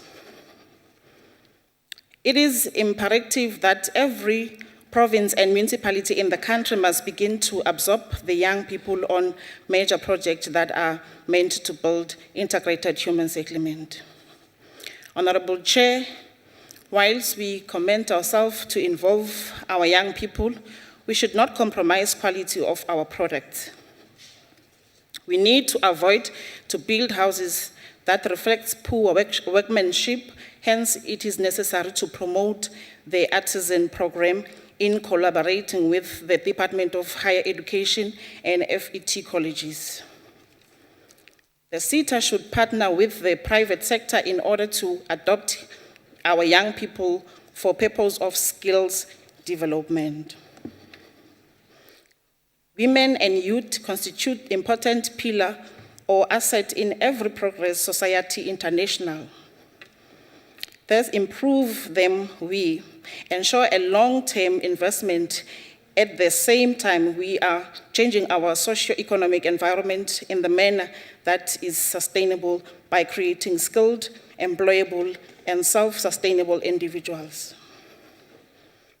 It is common cause the Department of Human Settlement is applying a range of measures that are poised to support women in human settlement and emerging contractors in the housing sector. Furthermore, these measures should, amongst others, be able to address issues such as credit, lack of skills, bribing finance, and lack of positive institution arrangements within human settlement value chain. Honorable Chair, allow me to share with the House some details of the BNG. The period from 2002 to date, the Department of Human Settlement has successfully developed and implemented the integrated human settlement concept as stipulated in the Breaking News Ground policy. The core tenet of the BNG policy is significant in its audacity and scope. The policy successfully deconstruct the most silent failing of the first generation of house policy and recast the imperative for adequate shelter as in fact a policy commitment to the development of sustainable human settlement rooted in a modernizing and advanced capitalist economy. The BNG policy framework commences with statement of the problems and deficiencies of the State Housing Program, RDP. Termed challenges. These challenges are threefold. One, the changing nature of housing demand at the lower end of the housing market. Two, the nature of housing supply. And the last one, the slowdown in delivery. The arrest and containment of the 1994 backlog is demanded, outpacing the delivery capacity of the state. BNG explains as follows. Despite scales delivery, the changing nature of demands and the space of urbanizing have made that the size of the backlog has increased. Currently, figures indicate that there are over 1.8 million dwellings which can be classified as inadequate housing. The number of households living in shack, informal settlements, and backyard increased from 1.45 million in 1996 to 1.84 million in 2001, an increase of 26%, which is far greater than the 11% increase in population over the same period. Honorable Chair, in this second part of the BNG, the vision and related objectives are detailed as follows. The new Human Settlement Plan reinforced the vision to promote the achievement of a non-racial, integrated society through the development, sustainable human settlement, and quality housing. Within this borders vision, the Department of Human Settlement is committed to meet the following specification objectives: accelerating the delivery of housing as a key strategy for poverty alleviation, utilizing provision of housing as a major job creation strategy, ensure property can be accessed by all as an asset for wealth creation and empowerment, leveraging growth in the economy, combating crime, promote social cohesion and improving quality of life for the poor. Support the function of the entire single residential property market to reduce duality within the sector by breaking the barriers between the first economy residential property boom and the second economy slump. Utilizing houses as an infrastructure for the development of the sustainable human settlement, it is supported and special, its support of spatial restructuring. In support of spatial restructuring. The following from this point, the PNG plan signal a break with the past, spotlight the interconnectedness of the housing market. Briefly, the new plan now addresses itself to the entire residential sector and not only to the bottom end of the market. This creates room to identify leakage amongst the segments in the market and to build a case for private sector actor, policy champion intervention to enable or empower individuals and households to deploy their subsidy in directed ways. Remove barriers to house, trade, and enhancement access to title. The Clarinet. Conclude, Honorable Chabalala. The Clarinet integrated project at Emalahleni, which was voted the best BNG project at the 2013 National Governing Body Awards. The BNG is funded through public funds and financial institutions. Honorable Chair, as I conclude, we need to see more of this type of human settlement like the Clarinet model throughout the country so that our people can settle in proximity to the place of work to reduce the transport costs and promote real social cohesion in the next 2 decades of our freedom and democracy in an open, non-racial, non-sexist society underpinned by human dignity and equality. Time has expired. Thank you. Thank you. Thank you so much. Honorable Stock.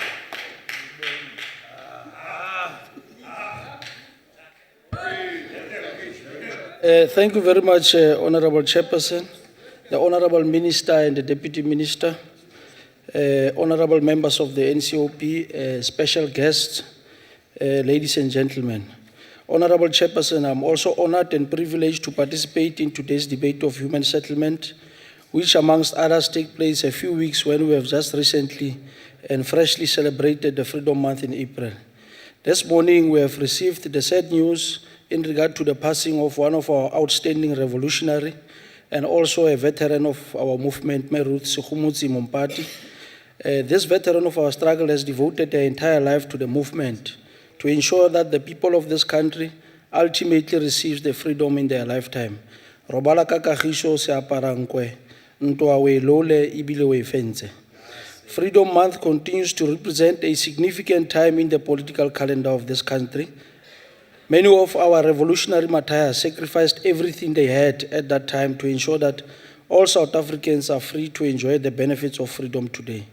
Amongst others, we are reminded of a tenacious fighting spirit of Solomon Kalushi Mahlangu, who was murdered by the white and apartheid regime on the 6th of April in 1979. It is always important to refer to such important history in the political calendar of our country, and hence also giving context to the youth brigade, which has actually been also been prioritized by the Department of Human Settlement. It is always important not to forget to remember, because if we can one day forget some of these significant pages of history, then we will continue to behave as if there was never an apartheid regime, or rather the apartheid regime is something which can be celebrated. I think it's important also, honorable members, to indicate that in line with what Honorable Sparks has indicated, and also trying to insinuate or encourage the country or the young people or every citizen of this country to celebrate the bad legacy of Hendrik Verwoerd. And I think also I must take this opportunity to condemn with the harshest possible terms that it must never be allowed and it must never happen again in the lifetime and also as part of the history of South Africa. Within the context of South Africa and democracy, the 21 years that the ANC has been leading this government, there are many leaders who came and gone who have made a positive impact in the life of ordinary citizens of this country and also internationally, which we can celebrate. You start from the era of Nelson Mandela, which was also not indicated as part of the smart politicians of this country. So it was wrong for him to make such a reckless and uncalculated statement. We have also recently celebrated another fearless martyr who was brutally assassinated outside his house in Boksburg on the 10th of April 1993. It is also important not to forget to remember these important pages in our political history, because some of us, we know this martyr, Comrade Chris Hani, to be a disciplined MK commander who occupied the front line against the apartheid forces in Zimbabwe. And he was also a fearless revolutionary whose conviction was to see the political and economic emancipation of our people. His last sacrifice was through the offering of his life, was through when he actually wanted to see from the passage from the apartheid dispensation to apartheid dispensation to a people's government. Chairperson, the Presidency of the Republic, His Excellency Jacob Zuma, in this year's State of the Nation address, highlighted the following issues regarding human settlement: the building, housing, and other services to revitalize the mining town, which is the Minister and the Deputy Minister has actually highlighted in their speeches. As part of the October 2012 agreement between business, government, and labor, the upgrading or conversion of hostels into family units, a total of 290 million has been approved for the upgrading of informal settlement through the National Upgrade Support Program. Chairperson, the Freedom Charter stipulates that all people shall have the right to live where they choose, be decently housed, and to bring up their families in comfort and security. Thus, there should be houses, security, and comfort for our people.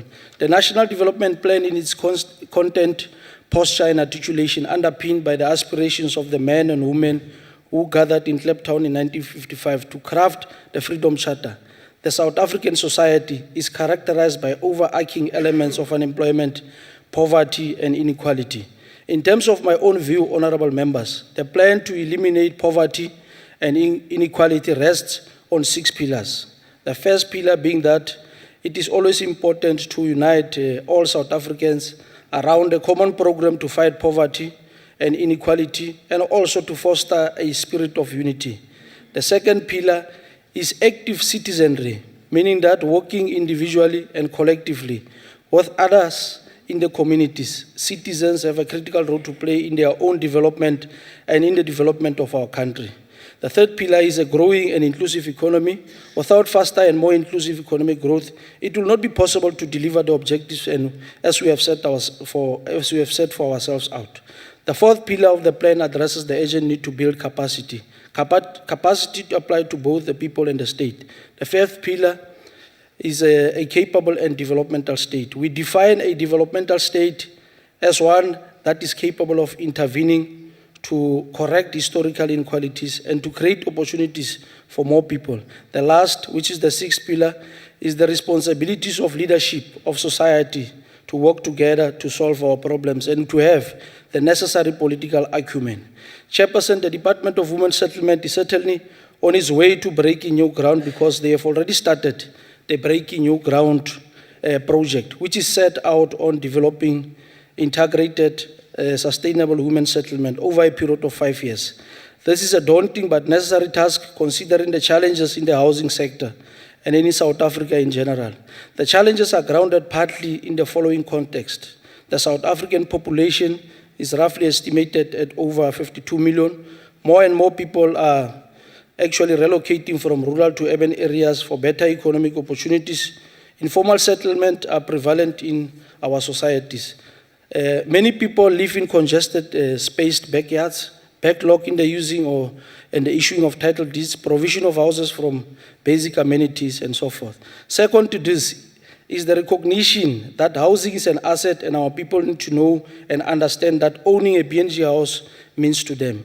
The department is raising awareness continuously and consistently through its communication and outreach strategy that our people may not sell their houses before they lived in them for at least 8 years, and thereafter, the first buyer should be government. This is critical in contributing towards ending the poverty trap.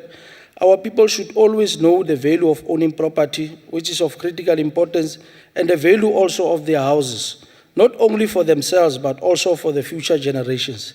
It is commendable that the department is going beyond this particular phenomenon.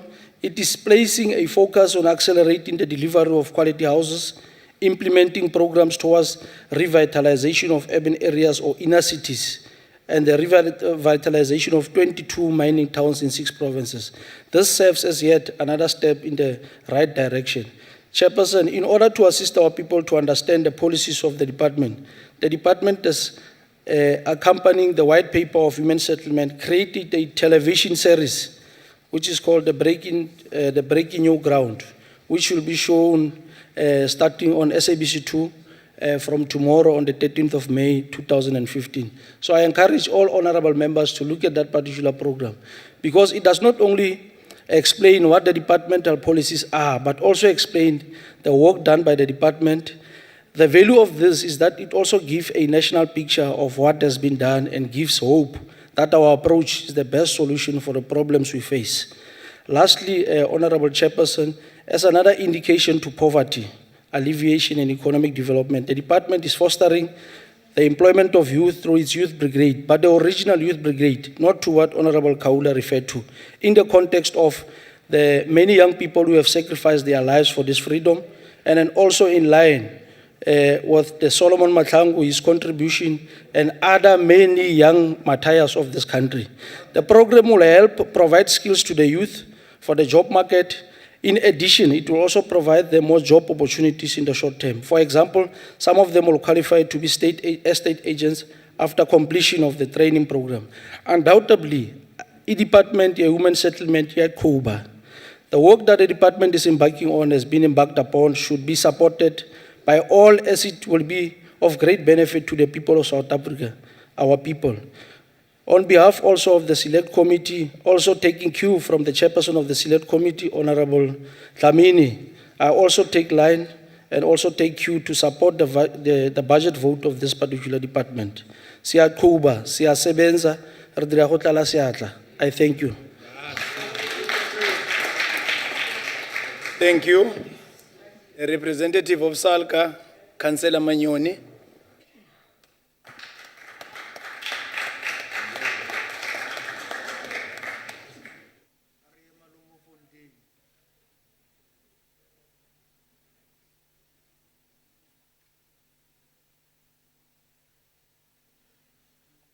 Salga, the true representative of local government.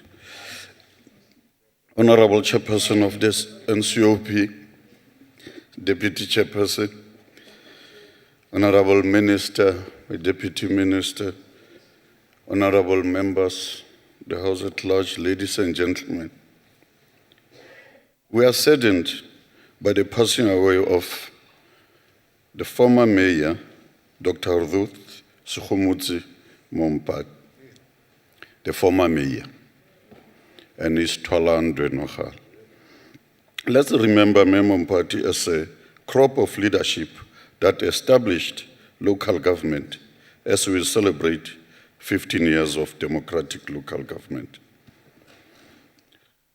Honorable Chairperson, we would like first to acknowledge the leadership and clear direction the Minister has brought to this portfolio, and which she has sustained and demonstrated again in this year's budget speech.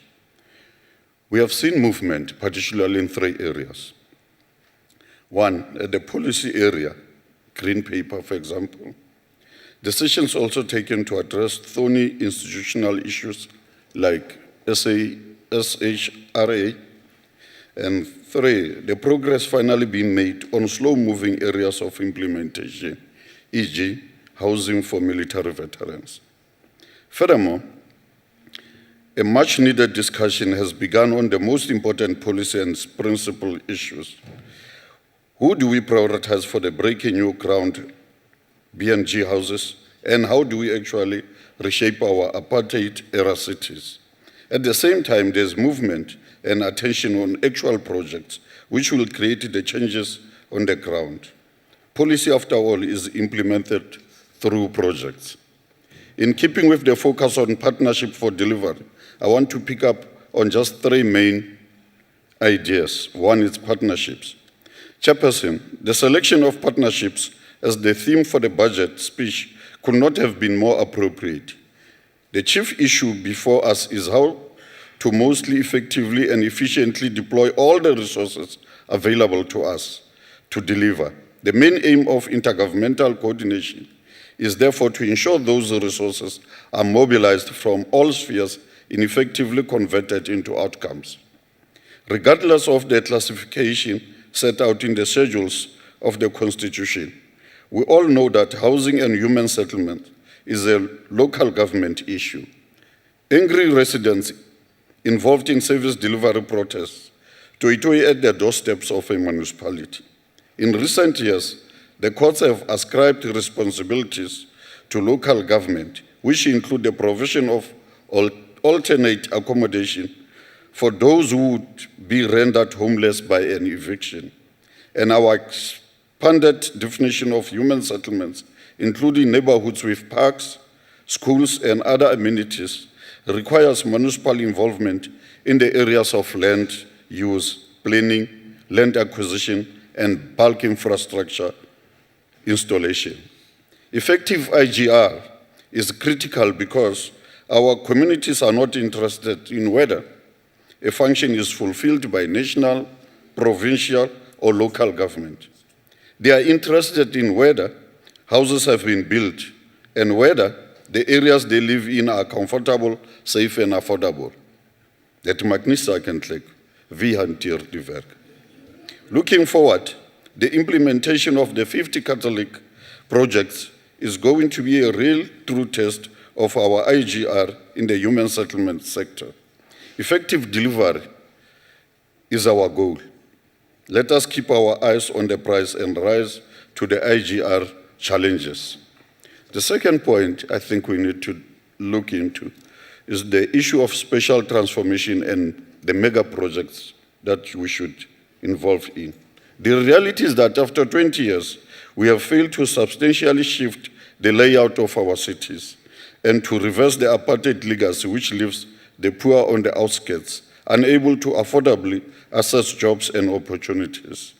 We have had some successes in changing certain neighborhoods and investing in particular precincts, but looking at the big picture, our cities are basically the same shape they were 20 years ago, for all intents and purposes. But we must remember that although the apartheid legacy is unique, we are not the first country to face the challenge of changing the spatial makeup of cities, to make them more inclusive and to bring poor households closer to the center and nearer to opportunities. We can learn from others. For instance, the merging of the East and West Berlin and other larger cities. In most cases, where a turnaround in cities has been achieved, it is also through partnership with the private sector. This is also notable in the Mangaung Metro, I must indicate. member. As we roll out these 50 projects countrywide, we must retain the boldness and appetite for innovation. Often the innovative, untested aspects get sidelined and deprioritized as the actual rollout of the project demands trade-offs and budget cuts. Let these projects be different, because in 10 years' time, we want to look around at our big cities and say, yes, this is an entirely different city than it was 10 years ago. It feels different and it looks different. The third point is densification. Linked to the issue of spatial restructuring is the challenge of densification. Despite its inclusion in BNG policy, we have not yet managed to densify effectively. We welcome the prioritization of backyard dwellers announced in the budget speech, as this is a critical priority in terms of addressing the basic needs of poor households. Based on extensive research we have undertaken, SALGA's position is that municipalities must focus their interventions on utilizing, guiding and facilitating the positive aspects of the backyard sector, recognizing that it is an important provider of well-located, affordable rental units. Backyard rental also contributes to densification and the better use of well-located land. Our vision is that backyard dwellings would never be fully eradicated, but would continue to play a limited and managed role in providing access to our cities. They provide a temporary option to some residents, but should not be a long-term solution to households. Local government's aim, therefore, should be to slow the growth of backyard units and to improve the quality of accommodation for existing tenants without formalizing or over-regulating the sector. We have seen innovative pilot projects by municipalities to deliver basic services to backyard dwellers. These projects can be expanded and shared with other municipalities. The implementation of the Special Land Use Management Act, SPLUMA as it is called, provides another opportunity for innovation by municipalities in zoning and also on land use in order to support densification as part of a holistic spatial plan for the city. In the absence of national policy on densification, what possibilities does SPLUMA offer to municipalities to take the lead in spatial restructuring? Densification also requires greater technical innovation in terms of project business plans and building technologies. We must go up. For too long, government-subsidized housing, both rental and ownership, has been stuck on the fourth floor. Ultimately, this is not sustainable and not smart. If we apply our minds harder, we can make multi-story buildings in well-located areas financially viable. We have no other option if we intend to bring poor households closer to the city center and make public transport financially viable. Honorable Chair, in a budget speech last year, the Minister referred to the golden era of housing during a previous time in this portfolio. Let our time now be the new golden era where, 21 years after the birth of our democracy, we reach a tipping point in our effort to tackle the human settlement challenge. As SALGA, we reiterate our wholehearted commitment on behalf of local government to be a really constructive partner in this endeavor, one who assists with finding and sharing solutions and pursuing innovation. The vision the Minister has set out is possible, but only if we, as she indicates, think differently, do things differently, and work together. Diabule. Thanks. Thank you. Thank you. Honorable Faba.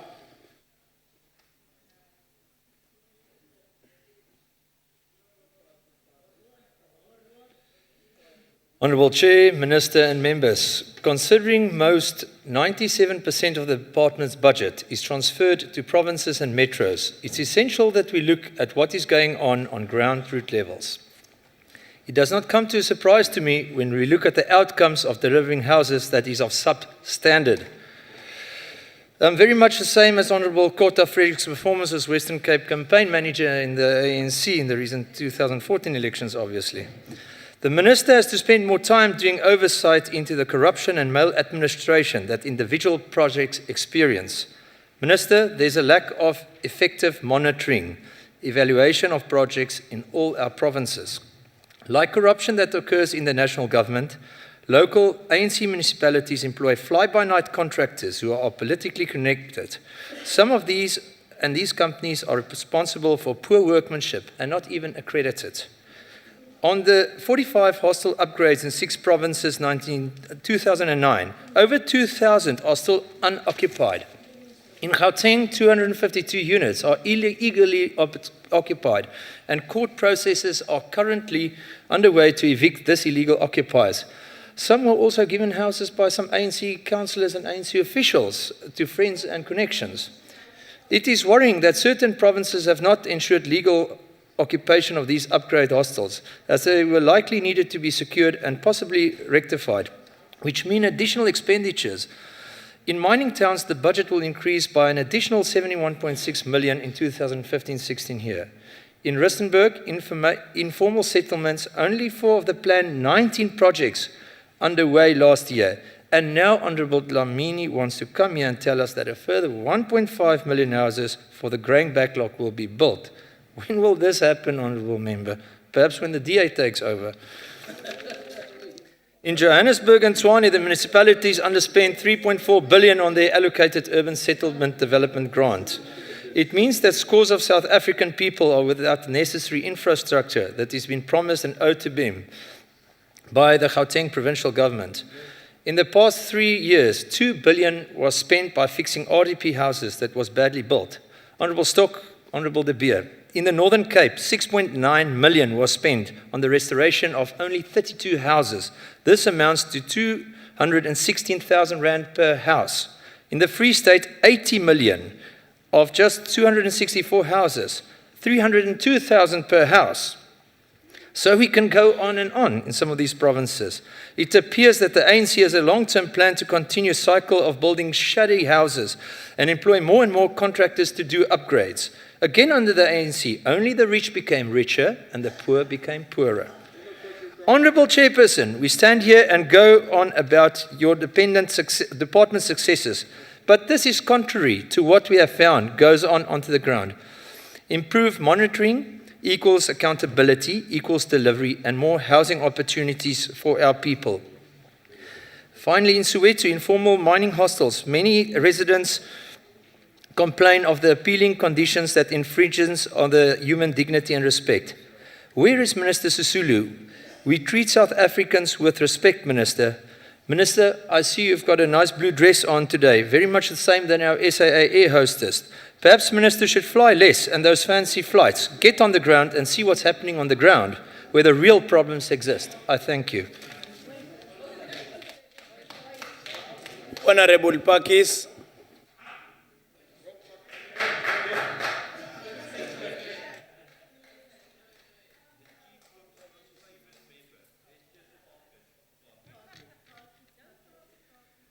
Honourable Chair,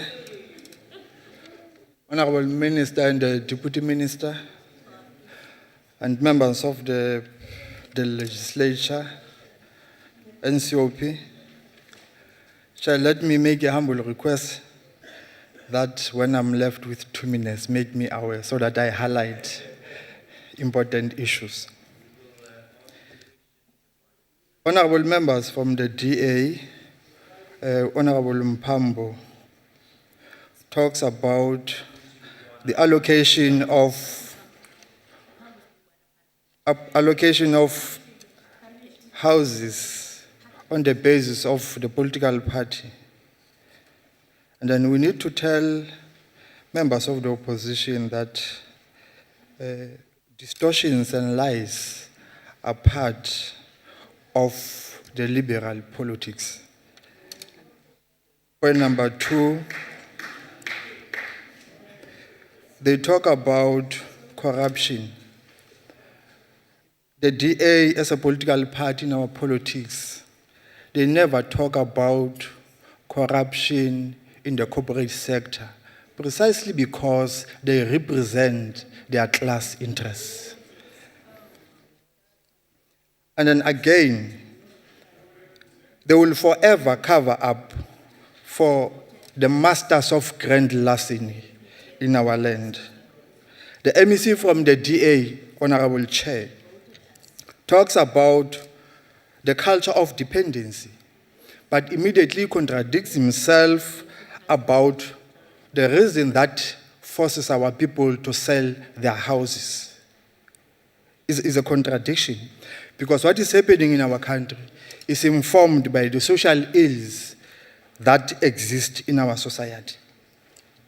Honorable Faber, the transfer of resources and fiscus to local government and provincial government is informed by what we believe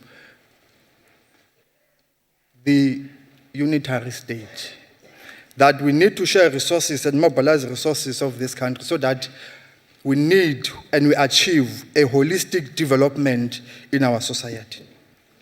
Chairperson, I personally feel honored to be part of this important debate of this esteemed house, which stands for allegorical expression of the people's interest in our country. I want to quote Frederick Douglass.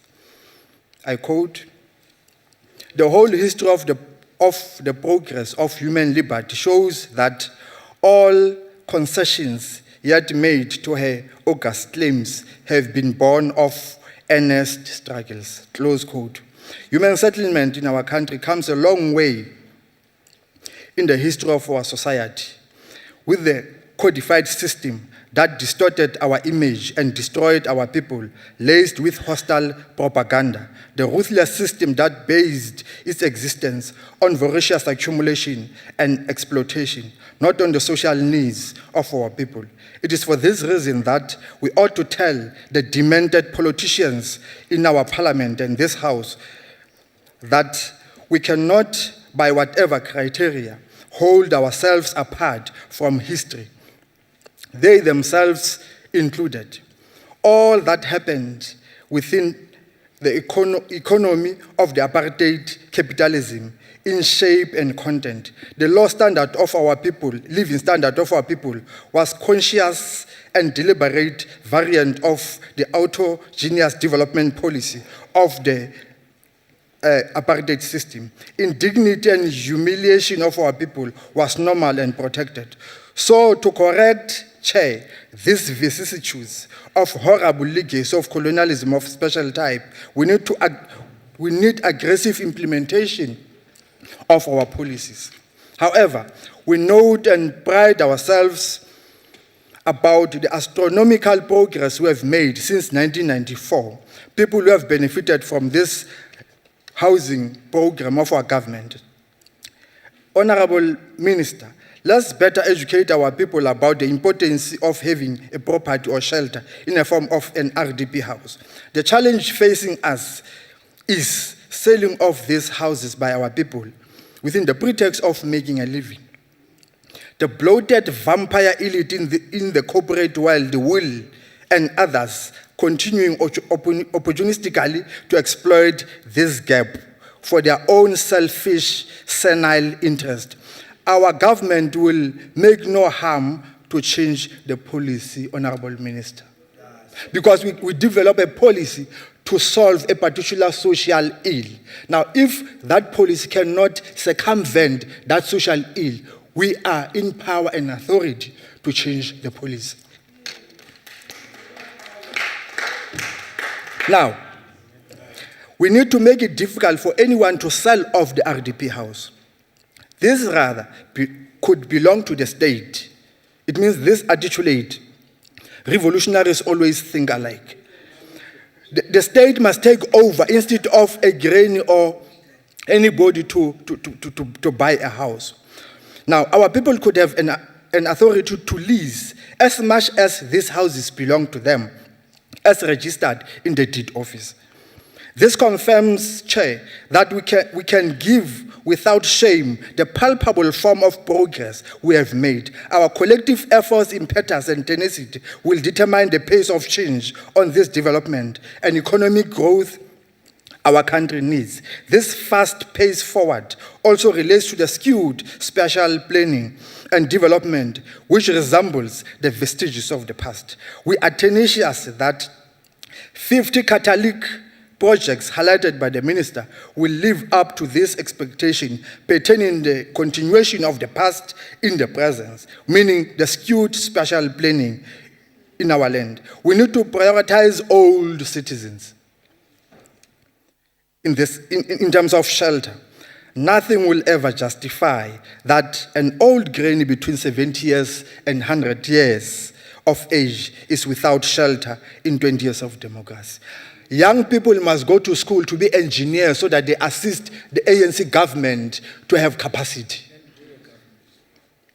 Surely our policies as ANC government will not just be a tissue of collection or tawdry imitation of the past system, nor Western ideas. Planning is regarded as the powerful instrument of scientific prediction based on recognition of laws of social development. It is all about Confirming the 2 minutes. 2 minutes. Let me highlight issues. Chair, the struggle against colonialism sought to act against the very manifestation and vices of social relations. It is in this context and reason that the exercise of state power by democratic state. I've been very heartened by listening to members who supported the budget, their understanding of the issues of human settlement. It gives me hope that the partnership with progressive forces that we have in this House will lead us to fortune. I've also received a report from this House on the recent taking Parliament to the people that the NCOP embarked upon, and I will make sure that this is shared with all our MECs. The particular focus of this year was on the Western Cape, and it is very instructive to read that report for all other MECs to understand what is not happening in the Western Cape. I thank SALGA for their support. We can indeed achieve another golden era with your support. To the ANC, Honorable Member Dlamini, you were saying to us that I had promised that we would conclude the military veterans' houses in the MTF. That is true. However, I changed my mind just 2 days ago when I received this message from a senior member of my organization. I quote, "Minister, one of our Lutuli detachment veterans, Comrade Fish, has passed away, and he lives in a shack," close quote. Now we cannot, 21 years down the line, wait another day. The backlog we have for military veterans is 5,000 houses only. We have promised to build 1.5 million houses, which means in this country we build 1,000 houses a day. We can finish the backlog for military veterans in 1 year, and that is what I promise. I thank the UDM also for their support. Unansika umnumzane lo bethetha apha singalibali ulutsha lwasezilalini bendicinga uba uzathi especially ezaseNgcobo ebenza mvumela ke apho. I want to come to other points that have been made, Honorable Chair, here by members of some party that has been so caught up in their elections that they have not understood what is happening around them. And I want to quote from Mark Twain. Allow me to quote from Mark Twain. A very notable quote, open quote. "It is better to keep your mouth shut and give the impression you are stupid than to open it and remove all doubt completely."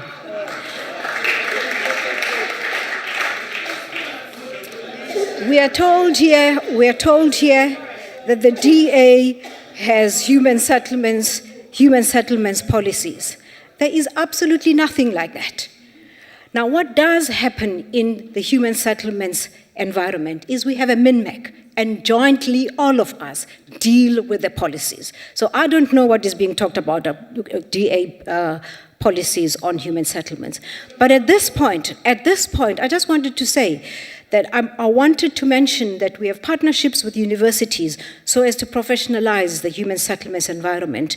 And in particular, we have the University of the Witwatersrand, we have Nelson Mandela offering courses. I'd like to encourage members of the DA to enroll in these courses because they might learn something about human settlements, because quite clearly nothing else will get through to them. And I am certain Parliament does have money set aside so that these can be educated. There is no other way that we can help them. But what I found very interesting is the MEC for the Western Cape is sitting here, and he is not telling the members of the DA that the worst culprit in the USDG is the city of Cape Town. For two successive years, they have not been able to use their USDG. What this means is they have not been able to supply services to our people to make their lives better. They have not used the amount of money of 996 million rands, almost R1 billion in 2 years. It is a shame, an absolute shame. Honorable MEC, please take your people to some educational camp so that they understand what is happening.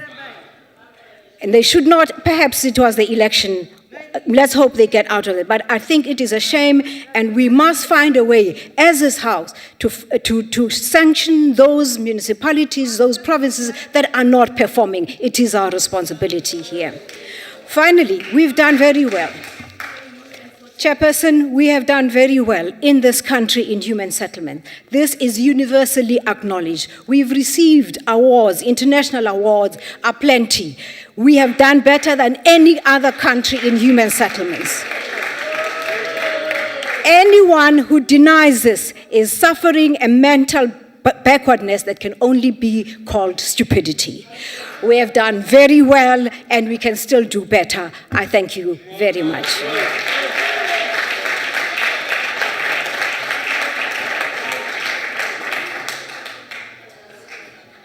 Thank you. That concludes the debate. Allow me, honorable members, even though it's said that you can't praise a fish for swimming, but to thank the Minister, the DBM, Salga, special delegates, MEC, for availing yourself for this debate. Thanks a million times. The Secretary will read the second order of the day.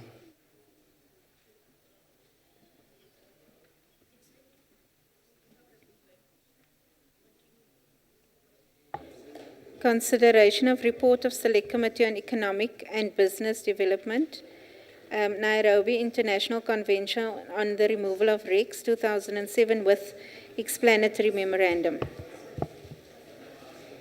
Honorable Makue.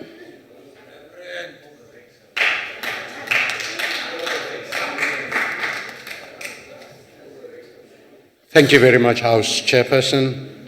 The Select Committee on Economic and Business Development adopted the Nairobi International Convention on the Removal of Rex 2007 and today presents same for the approval of this House and subsequent ratification by the Parliament of the Republic of South Africa.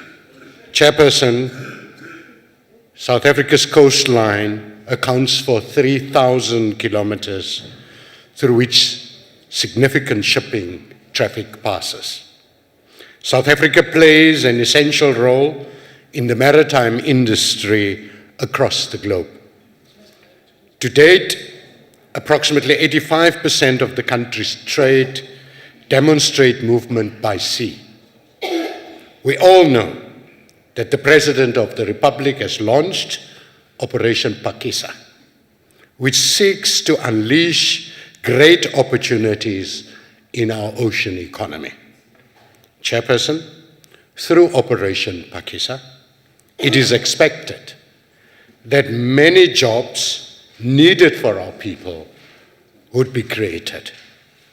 Our economy is anticipated to grow, and still, we all know that it would be hard to eliminate poverty and reduce inequality in our society if our economy is not growing as articulated in the National Development Plan. Chairperson, South Africa is an ambitious country, hard at work. As always, we are ready to uplift the material conditions of all our people for the better. We also expect that South African-owned carriers will actively participate in the export and import industry in the region and globally. Chairperson, the maritime industry contributes billions of rands annually to our economy, and we can do more. Having said that, we are mindful of the negative environmental issues that need to be considered and addressed with the growth of the maritime economy. Among other things, this convention that we're presenting to you today considers and seeks to address the environmental protection and legislative issues. Negative environmental costs affect development adversely.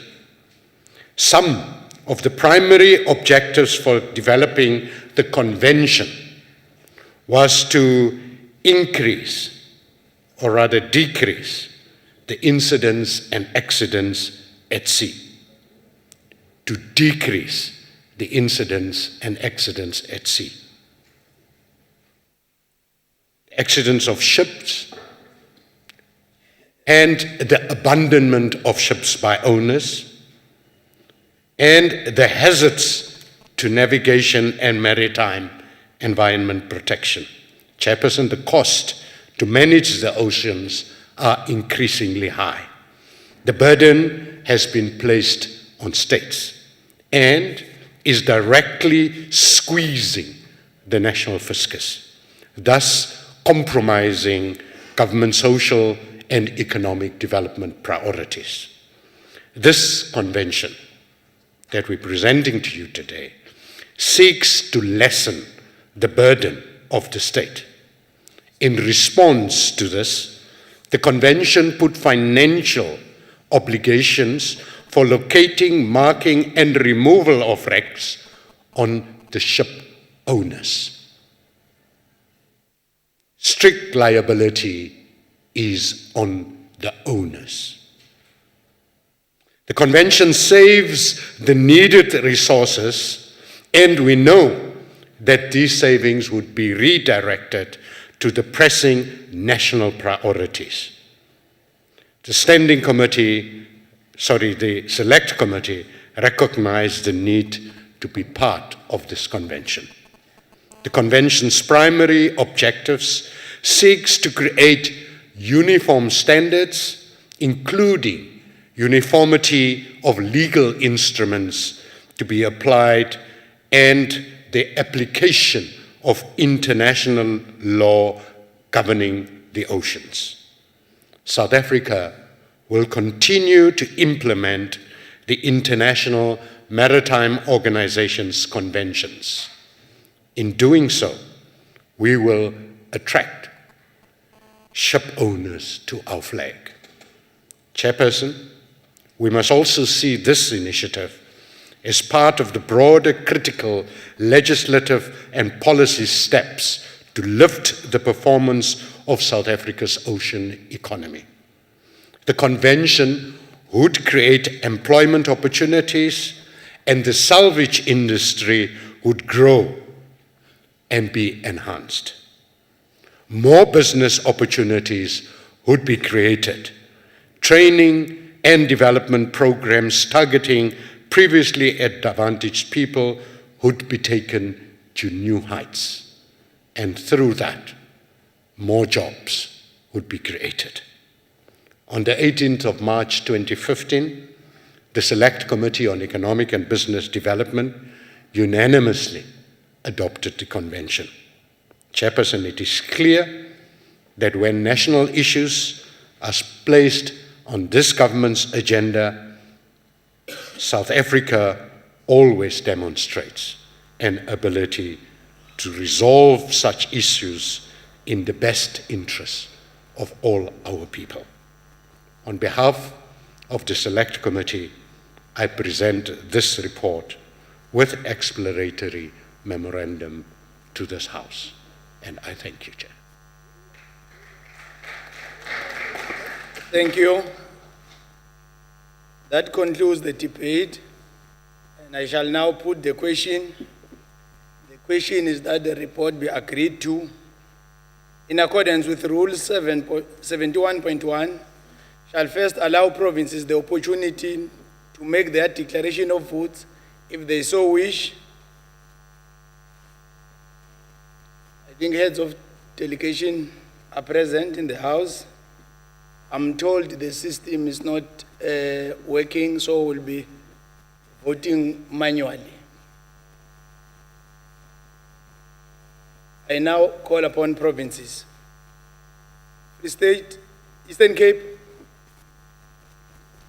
Thank you, Honorable House Chair. Eastern Cape support the report. Free State. Gauteng. Gauteng supports it, Chair. KwaZulu Natal. KwaZulu Natal supports, Chair. Limpopo. House Chairperson ready, me. Mpumalanga. Mpumalanga supports, Chair. Northern Cape. Northern Cape agrees, Chair. Northwest. Northwest supports, Chair. Western Cape. Western Cape Yadumela.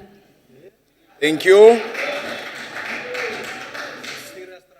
9 provinces voted in favor. Order. All the 9 provinces voted in favor. I therefore declare the report agreed to in terms of Section 65 of the Constitution. That concludes the business of the day. Members are requested to remain standing until the procession has left the House. The House is adjourned.